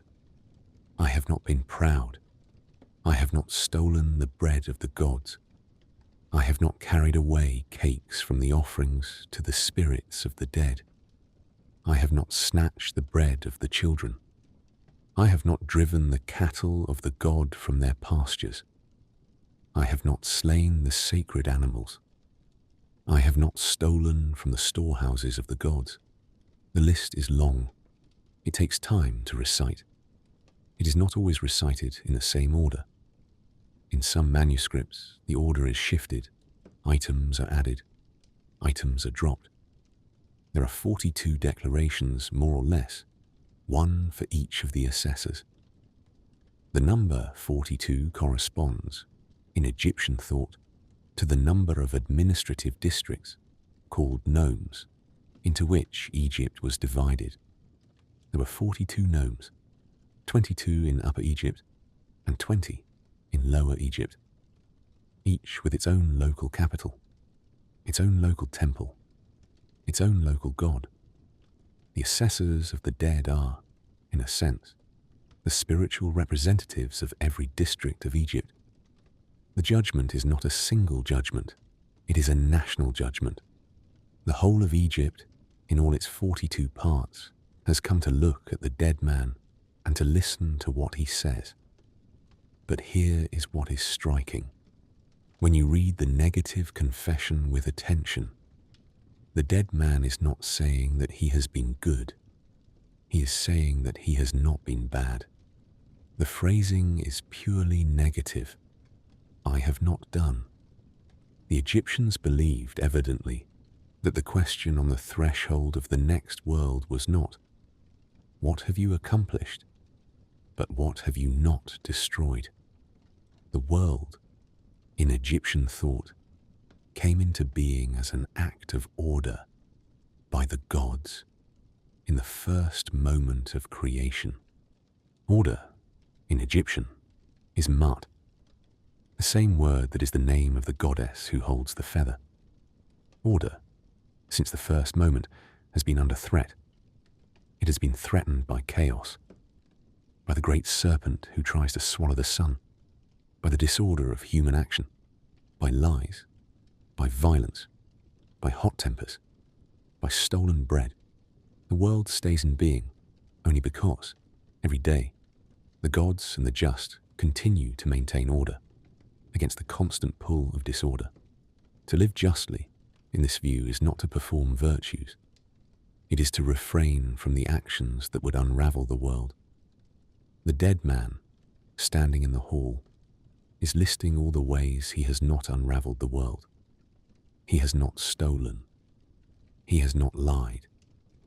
He has not turned the cattle from their pastures. He has not stopped the flow of water. The flow of water, in Egypt, is the Nile, which is the life of the country. To stop the flow of water is to destroy Egypt. The dead man is saying, in effect, I have not destroyed Egypt. I have not damaged the world. The world is still here, partly because of me. Let me through. This is the moral logic of the Egyptian judgment. It is, in some ways, gentler than the moral logic of later judgments. It is not asking for perfection. It is not asking for sainthood. It is asking only for the avoidance of certain specific harms.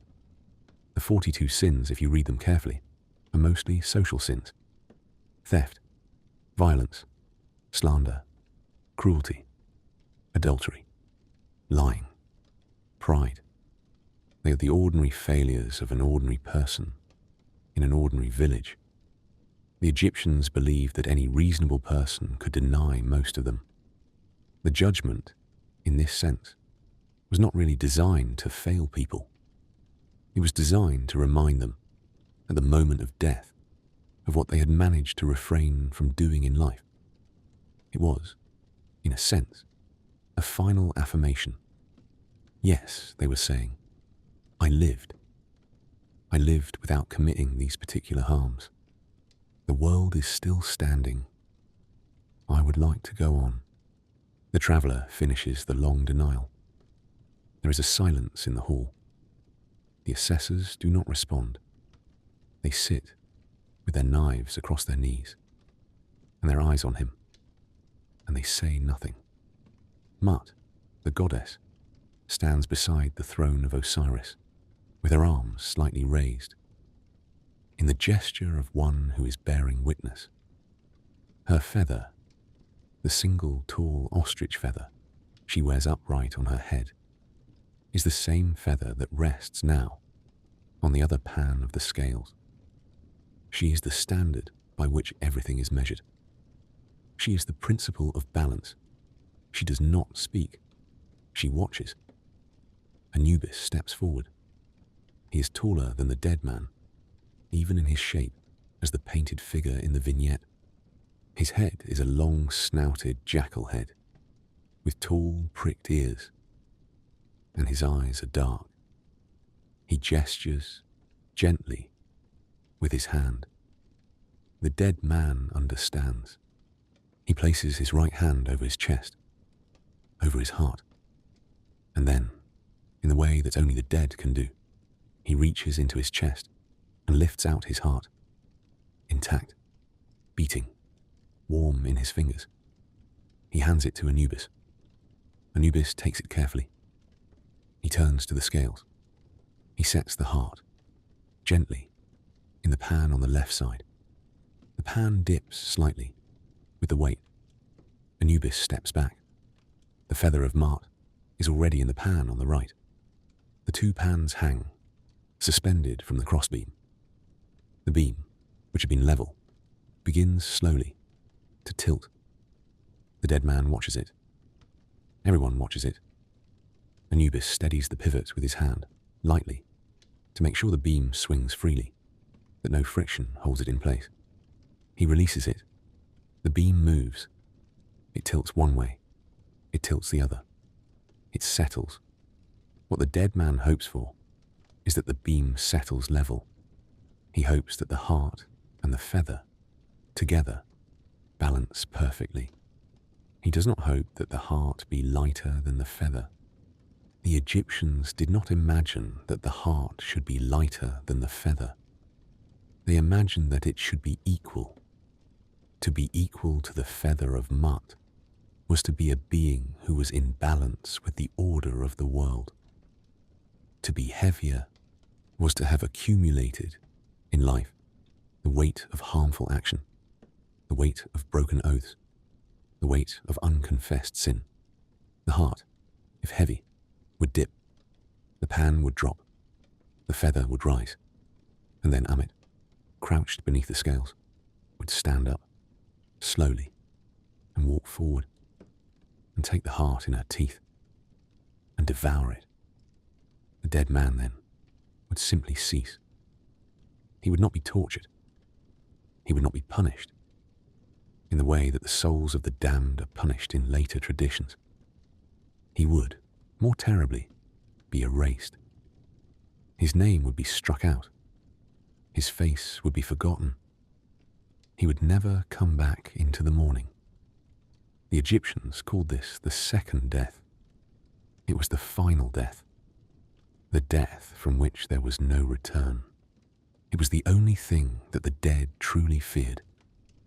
But the dead man, in the painted papyrus of Oni, in the painted papyrus of Hunefer, in nearly every book of the dead that has come down to us, does not have his heart eaten. The illustrations show, almost without exception, the scales in balance, the pans level, the feather and the heart in perfect equilibrium. This is, of course, partly because no one would commission a papyrus showing his own damnation.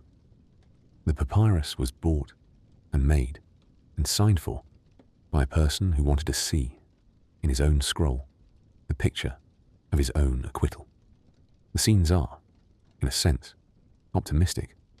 Thoth, the ibis-headed god, who stands beside the scales with his palette and his reed pen, watches the beam settle. He bends slightly forward. He examines the position of the pans. He writes, on the palette, a few quick hieroglyphs. He raises the palette. He addresses the assessors. He says, "The heart of this one balances. The feather is not raised. The pan is not dropped. The judgment is favorable. This one is justified." The word he uses, in Egyptian, is Makeru. It means literally true of voice. It is the technical term in Egyptian funerary literature for someone who has passed the judgment. From this moment on, the dead man's name will be followed in every text by the epithet Makeru. Ani, true of voice. Hunefer, true of voice. The Egyptians, when they wrote about their deceased relatives in private letters, used the same epithet. It was the official confirmation. It meant that the heart had balanced. It meant that the journey had succeeded. It meant that the dead person was now an Ak, a transfigured spirit, a being of light, no longer subject to the second death. Thoth, having declared the judgment, turns to Osiris. Osiris, on his throne, who has watched all of this without moving, inclines his head slightly. The verdict is accepted.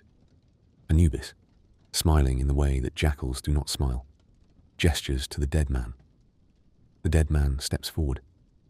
He approaches the throne. He has now to make a final declaration before being admitted into the realm beyond the hall. He kneels. He raises his hands. He says, "O Osiris, Lord of the West, Lord of the dead, Lord of eternity, I have come before thee, true of voice, having done no wrong, having spoken no lies, having upheld the word of truth, having lived in accordance with Maat. Receive me. Let me enter the field of reeds. Let me cultivate the fields of Osiris. Let me sit at the great offering tables. Let me become an Ash among the Achu." Osiris does not speak. He never speaks in these scenes.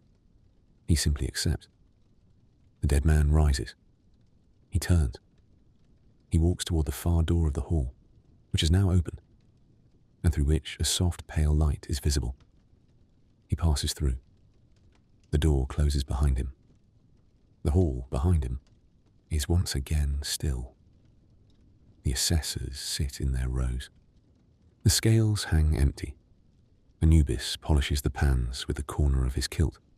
Thoth puts away his palette. Amit, beneath the scales, goes back to sleep. They wait for the next traveller. There is always another traveller. The hall is in use.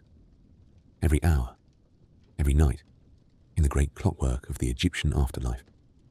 The dead man, having passed through the far door of the hall, is now in a different country.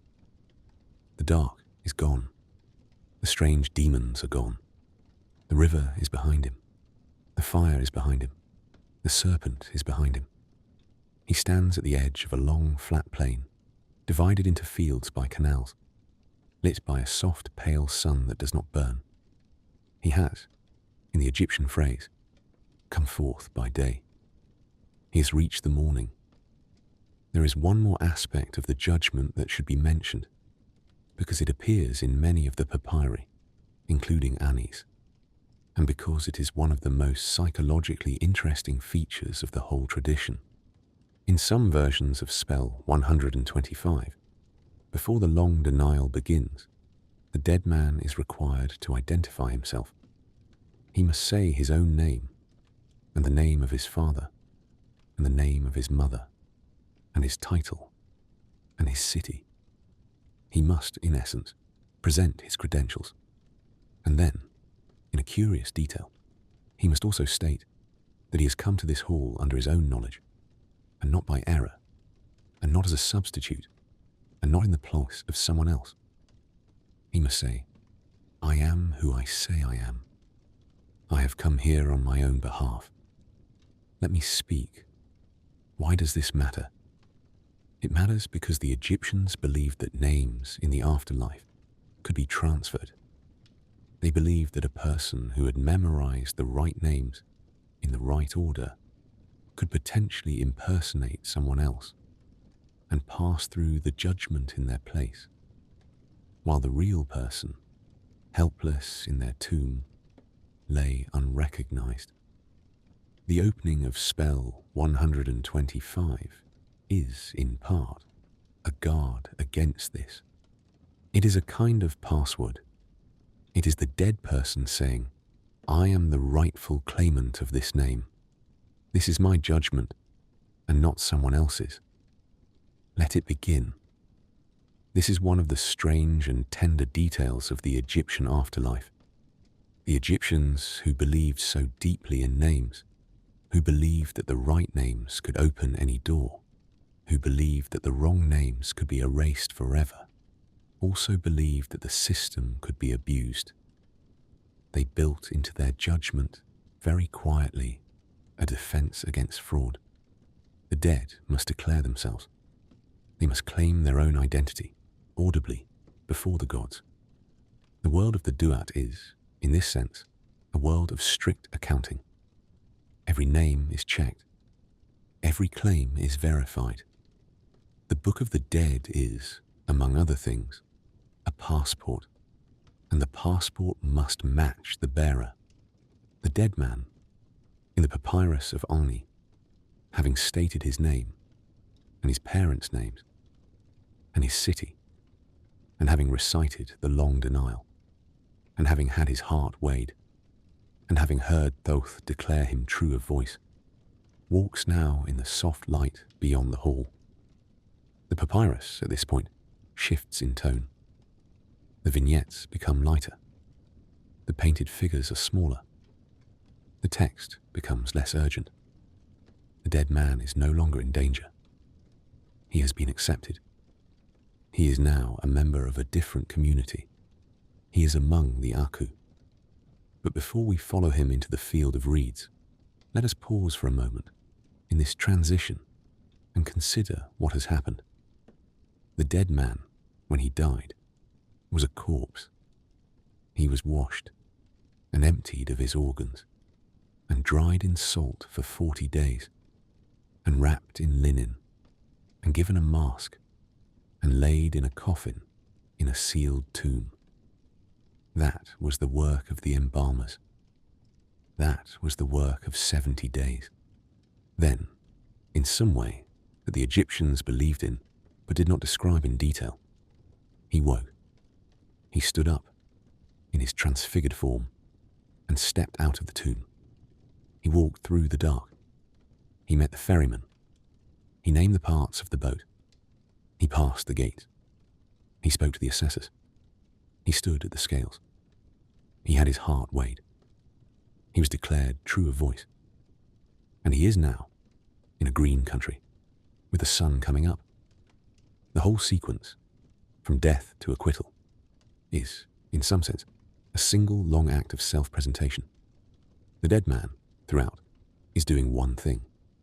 He is asserting, again and again, who he is. He is named in the embalming. He is named on the coffin. He is named on the canopic jars. He is named in the wrappings, on the amulets, in the spells of his scroll. He is named by himself at every gate, to every guardian, to every assessor. He is named finally by Thoth in the verdict. The whole afterlife in the Egyptian system is a process of being correctly identified. To live forever, in their view, was to be continuously named. To die, finally, was to be no longer named, no longer remembered, no longer found in any list. The papyrus, with its hundreds of repetitions of the dead man's name, is therefore not redundant. Each repetition is a renewal. Each repetition is an insistence. The man is still here. The man is still here. The man is still here. This is why so much of Egyptian art, including the funerary art, is concerned with names and faces. The walls of tombs are covered with portraits of the deceased. The statues are inscribed with his name. The coffins carry his name, sometimes written hundreds of times. The shabtis carry his name. The amulets carry his name. The Egyptians were not vain in this respect. They were not self-aggrandizing. They were trying to keep someone in being. They were trying to make the case in advance against the second death. The dead man, who has been named so many times, and who has now been declared true of voice, walks out into the light. We will follow him. The country he steps into is called, in the texts, Seket Aru, which is most often translated as the field of reeds. It is also sometimes called the field of offerings, or the field of Hetep, or simply Yaru. The names overlap and sometimes refer to the same place, and sometimes to different parts of the same place. What is consistent across the texts is the basic description.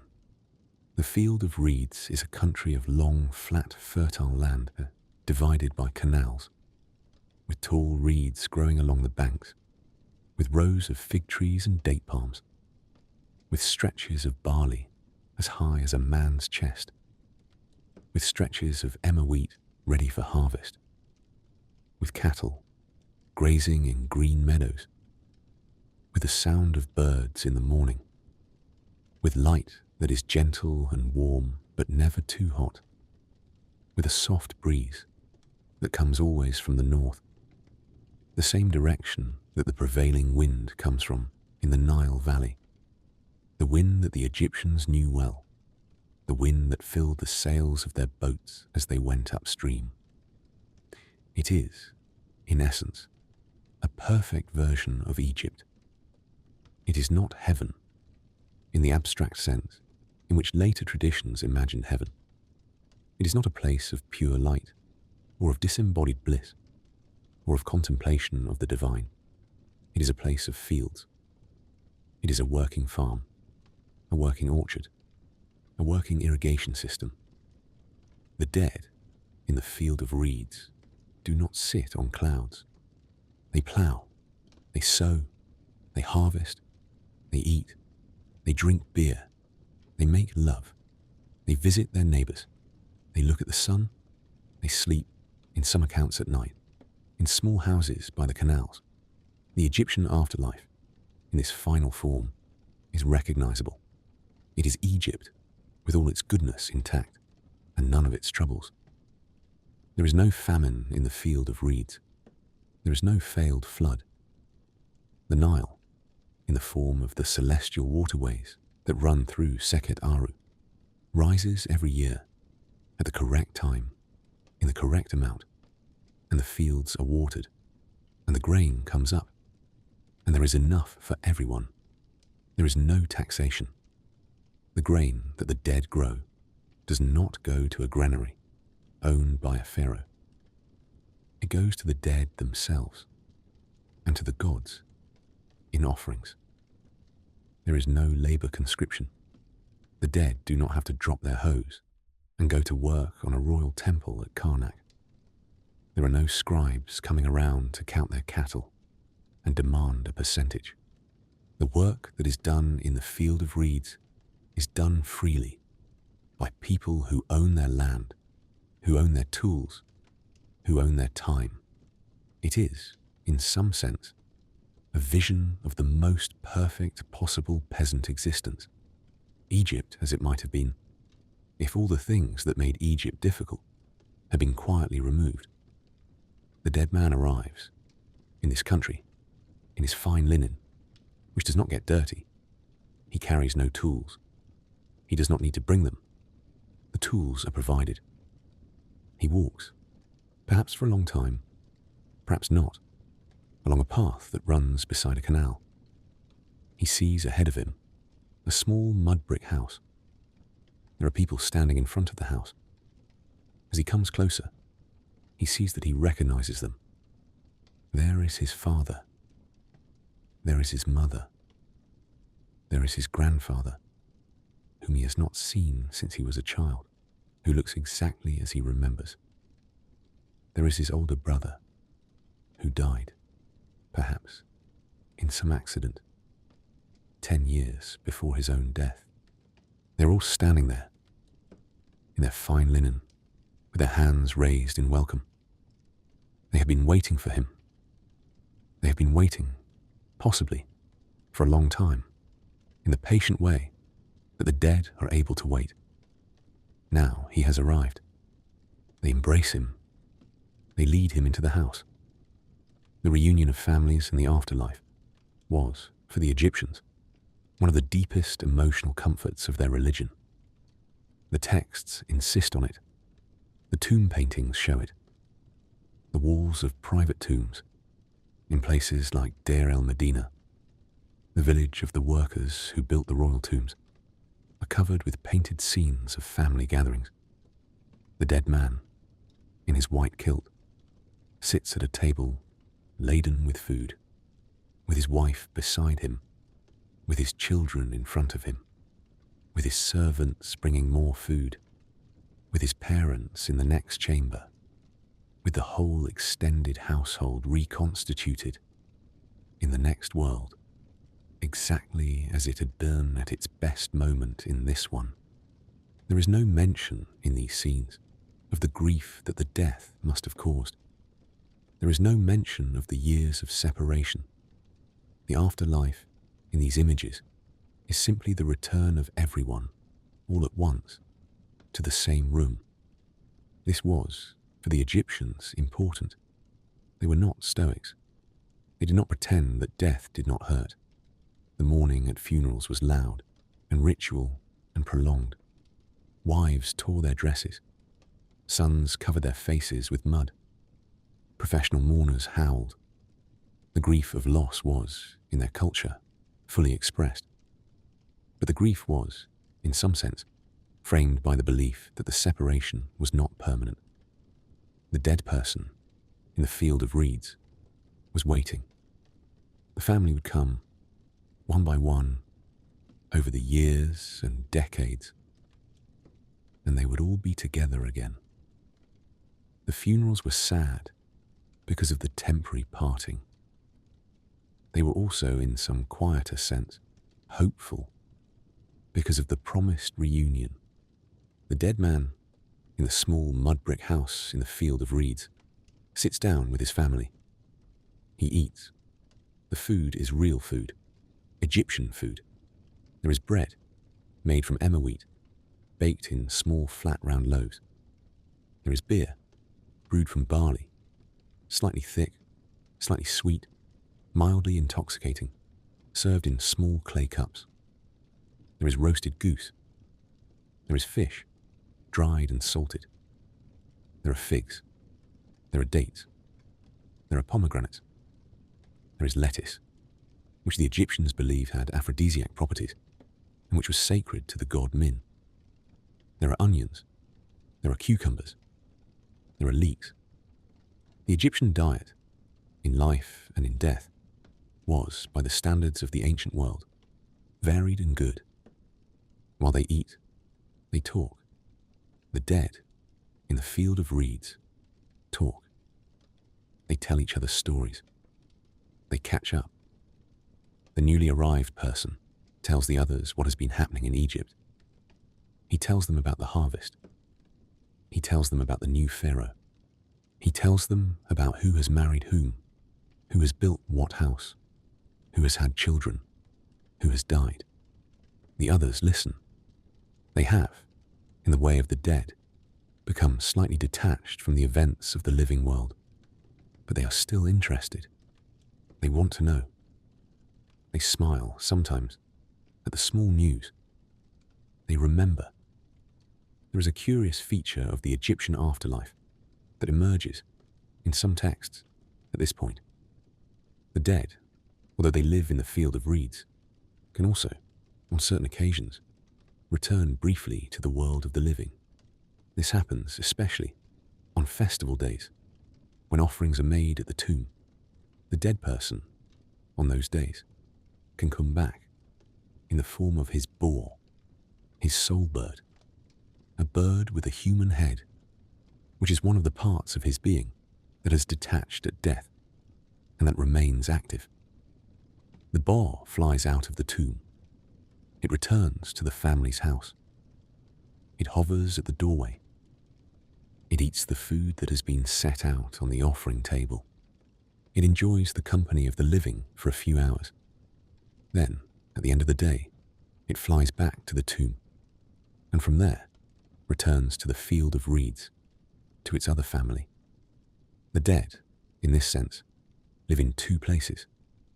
They live in the field of reeds. They live, on certain days, briefly, at home. The festivals when this happened were known. There was the beautiful festival of the valley, celebrated in Thebes once a year, when the families of the dead crossed the river to the western bank, to the cemeteries, with food and beer and torches, and spent the night at the tombs of their ancestors, eating, drinking, talking to them, telling them news. The boss of the dead came down for these nights. They sat with their families. They received the offerings. The night was lit with lamps and torches. The cemetery, on the night of the beautiful festival of the valley, would have looked, from the river, like a long line of small, bright fires up against the cliffs. In the morning, the families crossed back. The dead returned to the field of reeds. The festival was, in this sense, a yearly meeting. It made the separation bearable. This is one of the gentler features of Egyptian funerary religion. It assumed that the dead were nearby. It assumed that they could be visited. It assumed that they were interested. It assumed that they had food and beer and conversation, and that the living could share both with them, on the right days. The afterlife, in this conception, was not somewhere very far away. It was just on the other side of a thin wall. With the right ritual, the wall could be made permeable. The dead would come through, briefly. They would sit with their families. They would have a meal. They would leave again. The arrangement was not unlike that of children at boarding school, who come home on holidays, who write letters, who are missed in between, but who are known by everyone to be all right and to be coming home. In the field of reeds, between visits, the dead person works. He has his small plot of land. He grows his barley, his emmer wheat, his flax for linen. He has a small herd of cattle. He fishes in the canals. He moves through the year, in the way that Egyptians had always moved through the year, with the rising of the Nile in summer, the planting in autumn, the harvest in spring, and the long, hot, dry season in between.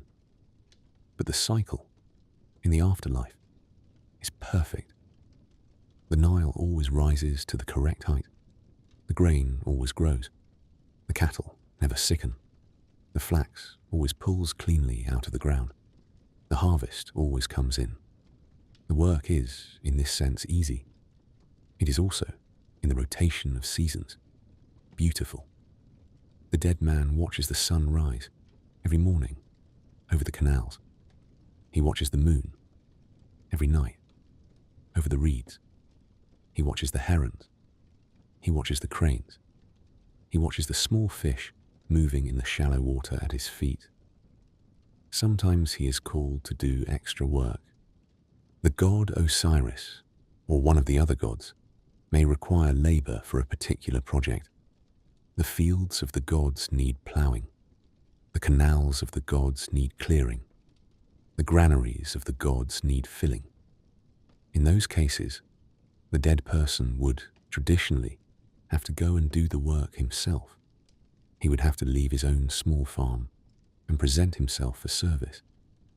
But this is where the shabti, the small blue figurines we mentioned earlier, come in. The dead man, when he is summoned, calls out the spell. He speaks to the shabtis. He says, "O shabti, I am called." The shabti, in its glazed blue ceramic, animates itself in a way that the Egyptians believed it could. It steps forward. It says, "Here I am." It takes the dead man's hoe. It walks to the field of the god. It does the work. The dead man stays at home, in his small house, by his canal, drinking his beer. The shabti, when the work is done, returns to its place. It is silent again until the next summons. There is no resentment in the texts about this arrangement. The shabti was made for it. It is fulfilling its purpose. The dead man is free. This was, for the Egyptians, an important feature of the afterlife. They did not romanticize labor. They knew that labor was hard. They knew that a peasant's life in this world was a life of unremitting physical work, of mud, of insect bites, of long days under the sun, of bad backs and stiff hands. They wanted the afterlife to be easier. The shabti was the mechanism. The shabti was the way that the dead got the goodness of the field without the hardness of the labor. The shabti, in its small clay body, was a guarantee of leisure. What did the dead person do then with his leisure? The texts are mostly silent on this. The texts assume that the dead person knew, from his own life, what he would like to do, and that, in the field of reeds, he would be able to do it. He could sit with his family. He could fish, slowly, in the canals. He could walk. He could lie down in the shade of the date palms. He could play board games, of which the Egyptians had several, including senet, which was something like a cross between chess and backgammon, played on a board of 30 squares, with carved pieces of bone and faience.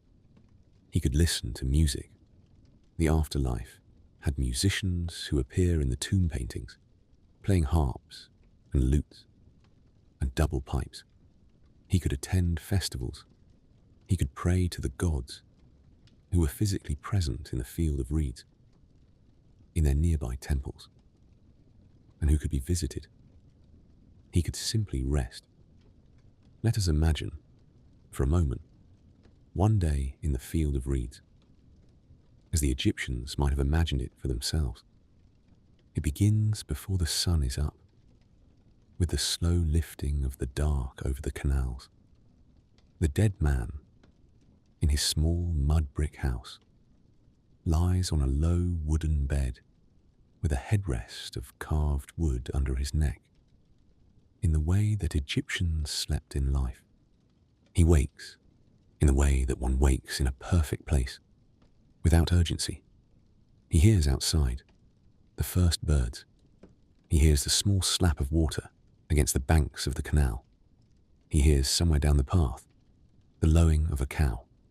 He gets up He washes at a low basin of clay with cool water. He dresses in his long white linen, which is always clean, which never wears out. He steps outside.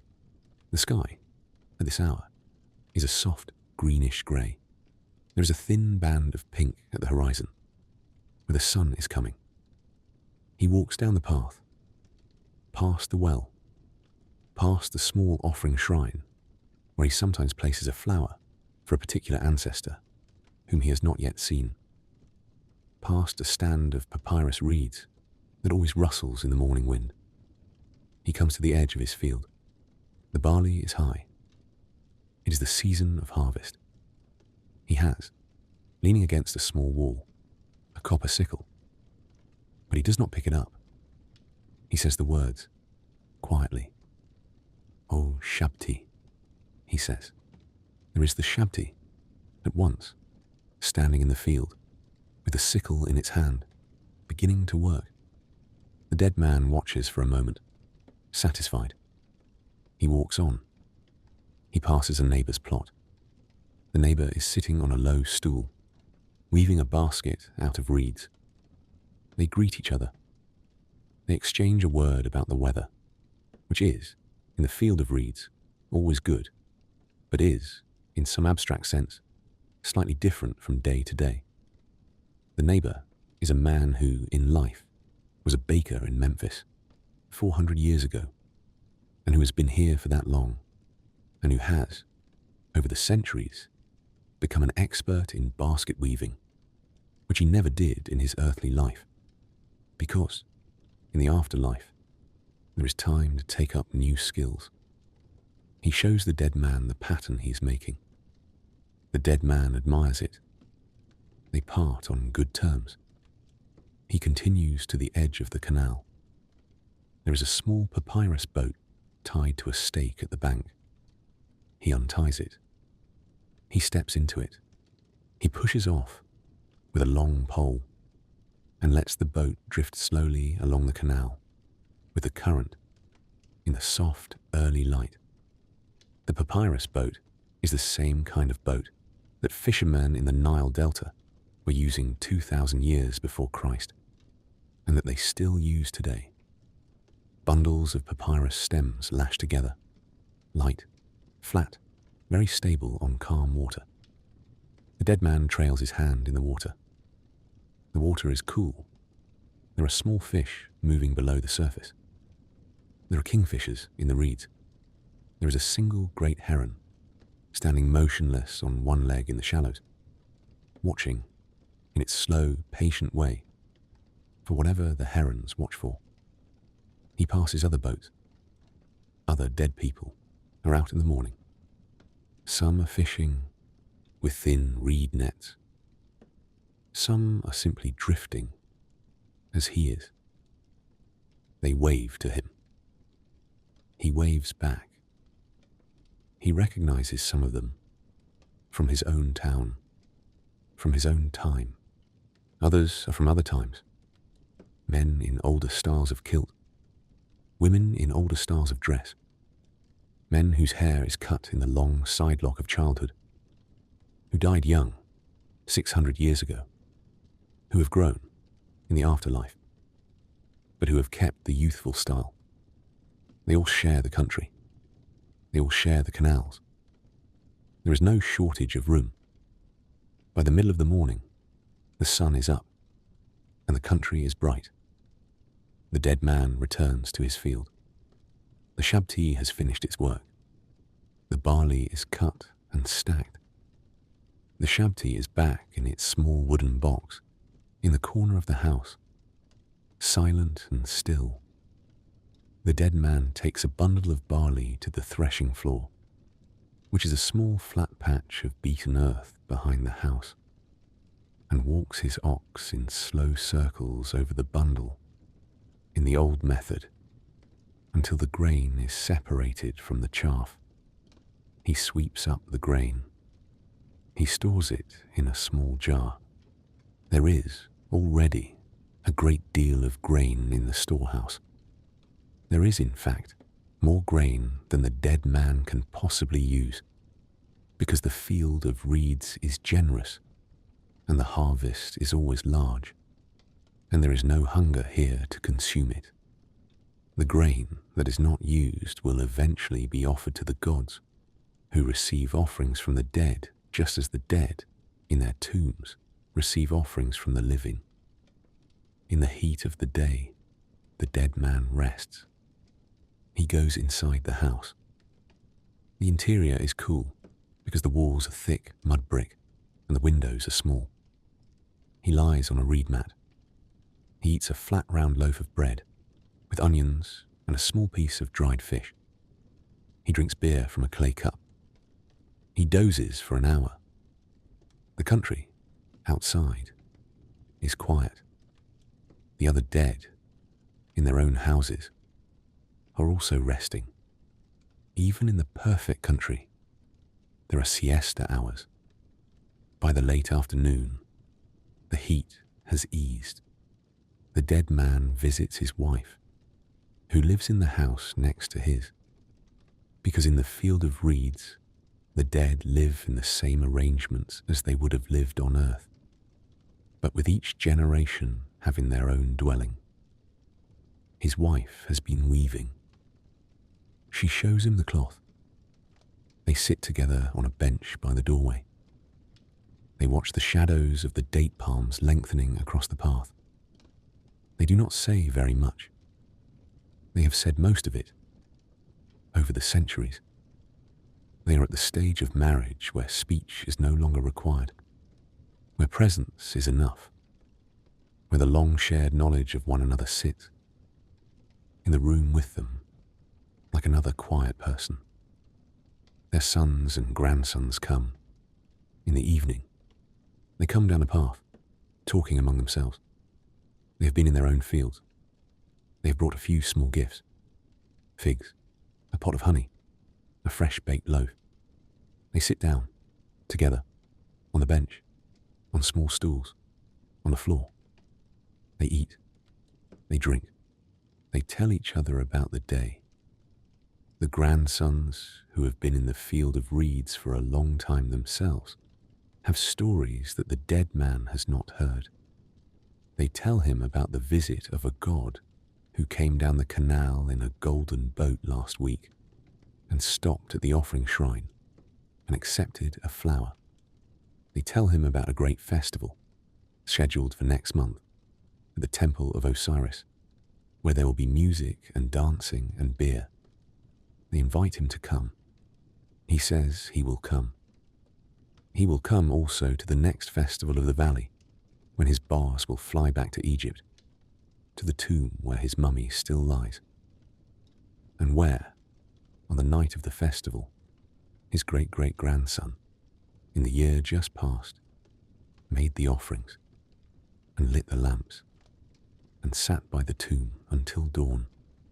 The descendants of the dead, who are themselves now also dead, still maintain a kind of awareness of who is still alive on the other side. They speak of their living descendants by name. They are pleased when the offerings are kept up. They are saddened in the quiet way of the dead when the offerings lapse, although they understand that they must, in time, lapse. In the dusk, the air cools. The frogs begin in the marshes. The bats come out, dipping over the canals after insects. The dead man and his family go inside. They light a small clay lamp. They have one more cup of beer. They speak a little more. Then, one by one, they go to their own houses in the same compound and lie down. The dead man, on his bed, looks up at the ceiling, which is made of papyrus stems laid across wooden beams, with painted stars on the underside, because the Egyptians like to put painted stars on the ceilings of houses for company in the dark. He looks at the painted stars. He hears outside the small sounds of the country at night. He closes his eyes. This is one day. There are many days. There are seasons of days. There are years, although the dead do not count them. There are festivals in their own time. There are visits from the gods who walk among the dead in the field of reeds in ways that they no longer walk among the living. There are reunions as each new generation arrives, weeping for joy at the gate. There are the great long stretches of contentment when nothing in particular happens, but the days are good, and the bread is good, and the beer is good, and the people one loves are nearby, and the sun comes up every morning, soft and warm over the canals. This was, for the Egyptians, enough. They did not need a higher heaven than this. They did not need union with the divine. In some abstract sense, they were content with Egypt. They believed that Egypt was good. They believed that the work of being an Egyptian, in the best version of Egyptian life, was the work of being a human being, fully in the place that had been made for that purpose. To have Egypt, forever, in its best form, was to have what was good. There was no other good to ask for. In a sense, the Egyptian afterlife was a long retirement. It was the time, after a working life, when the working was over, when the world was good, when the family was reassembled, when there was nothing left to fear. It was the reward for not having destroyed Egypt while one was alive. It was the gift of the gods to those who had passed the judgment. It was, in the language of the spells, the place of coming forth by day, the place where the dead, having travelled all night, finally arrived in the morning and found that the morning was permanent. There is a moment in spell 110 of the Book of the Dead, which is sometimes called the spell of the field of reeds, where the dead person looks out across the country and describes what he sees. The spell is a long one. It is, in essence, a description in the second person of the kind of life the dead can expect. You shall plough there, the spell says. You shall reap there. You shall make love there. You shall eat there. You shall drink there. You shall do everything there that you were accustomed to do on earth. The phrasing is striking. There is no transcendence in this spell. There is no promise of a different kind of existence. There is only the promise that the existence you have always known, in its best form, will be available to you, indefinitely. The dead man is offered, in essence, the continuation of his own life, made permanent, made painless, made just. The dead man, in a field of reeds, lives. The years pass, or do not pass, in the way that years do not really pass for the dead. The harvests come in, the festivals come, the bass fly out to the visits and return. The family is together. The sun rises every morning. And meanwhile, in the world of the living, the years do pass. The wife of the dead man, who organized his funeral, eventually dies in her turn, and is embalmed and is buried, and walks her own journey through the Duat, and is judged, and is admitted, and comes to the field of reeds, where her husband is waiting.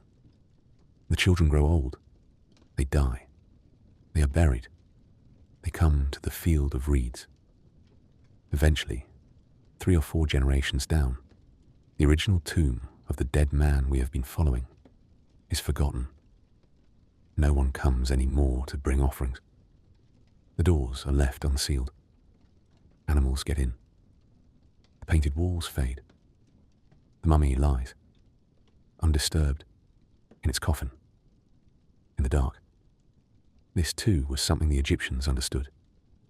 They knew that maintenance of the dead was a real burden on real families who had only so much time and so much income. They knew that, after a few generations, the maintenance would lapse. They knew that the tomb would be forgotten. They did not regard this as the end of the dead person's afterlife. The dead person had already been admitted. He was already in the field of reeds.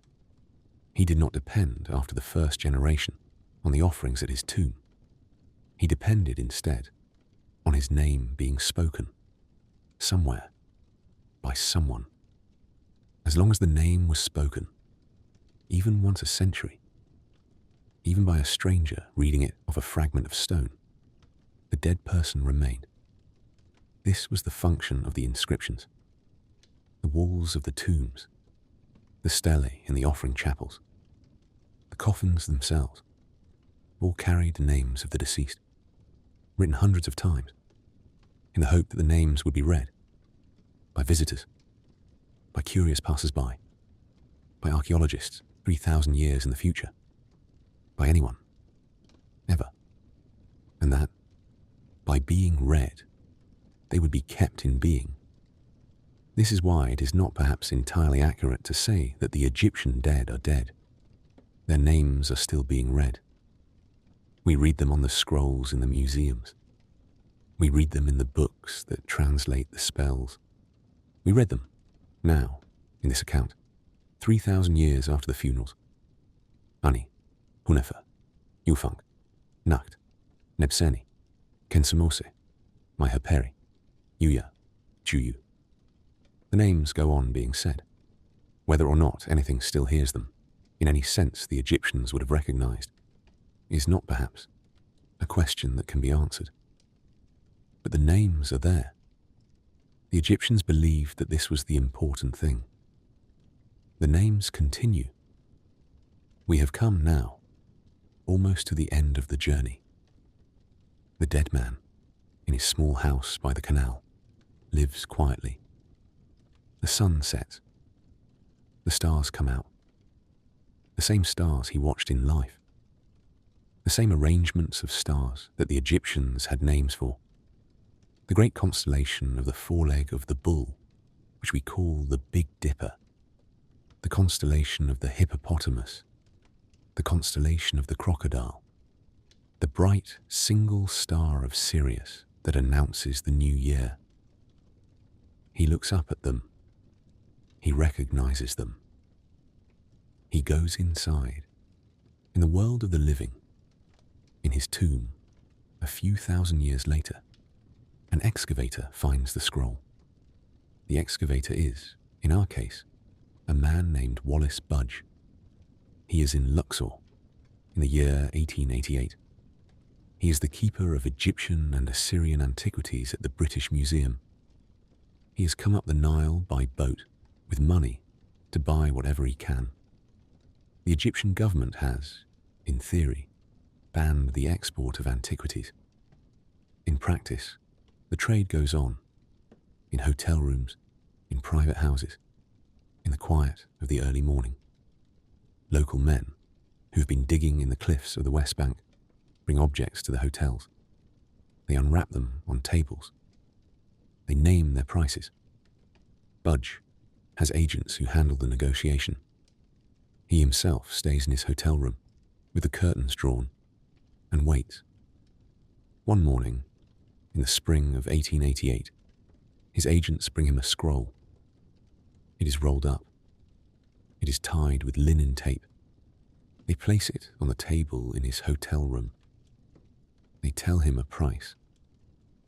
He pays. He unrolls a section of the scroll. He sees the painted hieroglyphs. He sees the figures of the gods. He sees, in cartouches at the top of the columns, repeated again and again, a name. The name is Ani. Budge knows, in that moment, what he has. He has the longest, most complete, most beautifully illustrated Book of the Dead that has ever been found. He pays. He arranges, by various means that are not always strictly legal, for the scroll to be shipped to London. He travels back. He arrives. He has the scroll laid out, in his long upstairs room in the British Museum, on the floor. He kneels beside it. He begins to read. He spends the rest of his career working on it. He produces a translation. In 1900, he publishes a facsimile edition with full-color reproductions of the vignettes in 1910. The Papyrus of Oni becomes gradually the most famous book of the dead in the world. It is reproduced in textbooks. It is reproduced in coffee table books. It is referenced in films. It enters the popular imagination, not as a book of the dead exactly, but as a kind of mood, a kind of image, a kind of association. The painted gods, the scales, the jackal-headed Anubis with his gentle hand, the crouching Ammit beneath the scales with her open mouth, the serene face of Osiris on his throne, the single ostrich feather, upright, rising from the head of Maat. The scroll, today, is divided into sections, mounted under glass, and displayed in the Egyptian galleries of the British Museum. The galleries are usually crowded. People walk past Annie's scroll, sometimes pausing for a moment, sometimes not. The lighting is low, to preserve the colours. The children, in groups, lean against the glass and look at the painted figures and ask their teachers what is happening. The teachers, who have the explanations memorized, tell them that the heart is being weighed. The children, satisfied, move on. Annie's scroll, behind the glass, rests in its mount. It does not move. It has not moved, really, in any meaningful sense, since the night when his wife Tutu placed it in the tomb, and the priest sealed the door, and the desert wind began to pile sand against the threshold. And Ani himself, the man whose name is written so many times in his own scroll, the man whose mouth was supposed to open after death so that he could speak the spells, the man whose heart was weighed against the feather of Maat, the man who was declared, in the painted vignette of the judgment, to be Maya Keru, true of voice, has spent the last 3,000 and odd years in the Egyptian belief in the field of reeds. He has had a long retirement. He has eaten his bread. He has drunk his beer. He has talked with his wife and his sons. He has watched the sun rise over the canals. He has not been forgotten. His name has continued to be spoken. It has been spoken in his tomb. It has been spoken by Wallace Budge in 1888.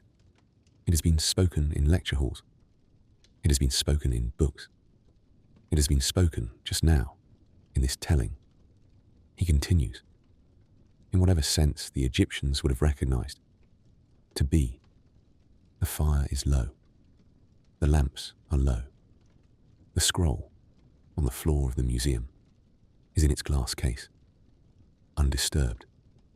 The painted face of Ani, in his white kilt, with his hands raised, looks out of the page at nothing in particular. The painted face of his wife stands beside him, with a hand on his arm. They are, in the painting, walking toward the gods. They have been walking that way, in the painting, for 3,000 years. They will go on walking that way. The morning, in the field of reeds, is breaking. The canals catch the light.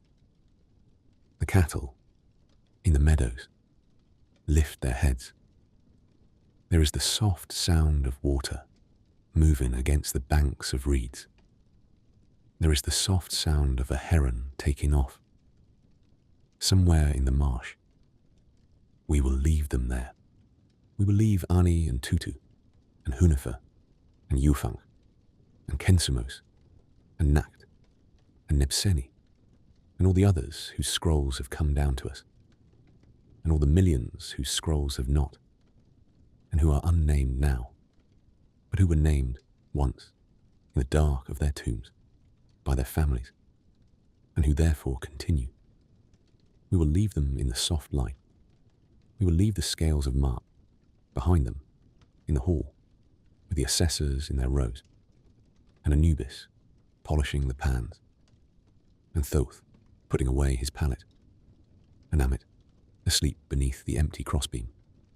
We will leave the great Apophis in his deep place, defeated for one more night, and Ra in his boat, sailing on into the morning, and the sun coming up, soft and warm, over the country of the dead.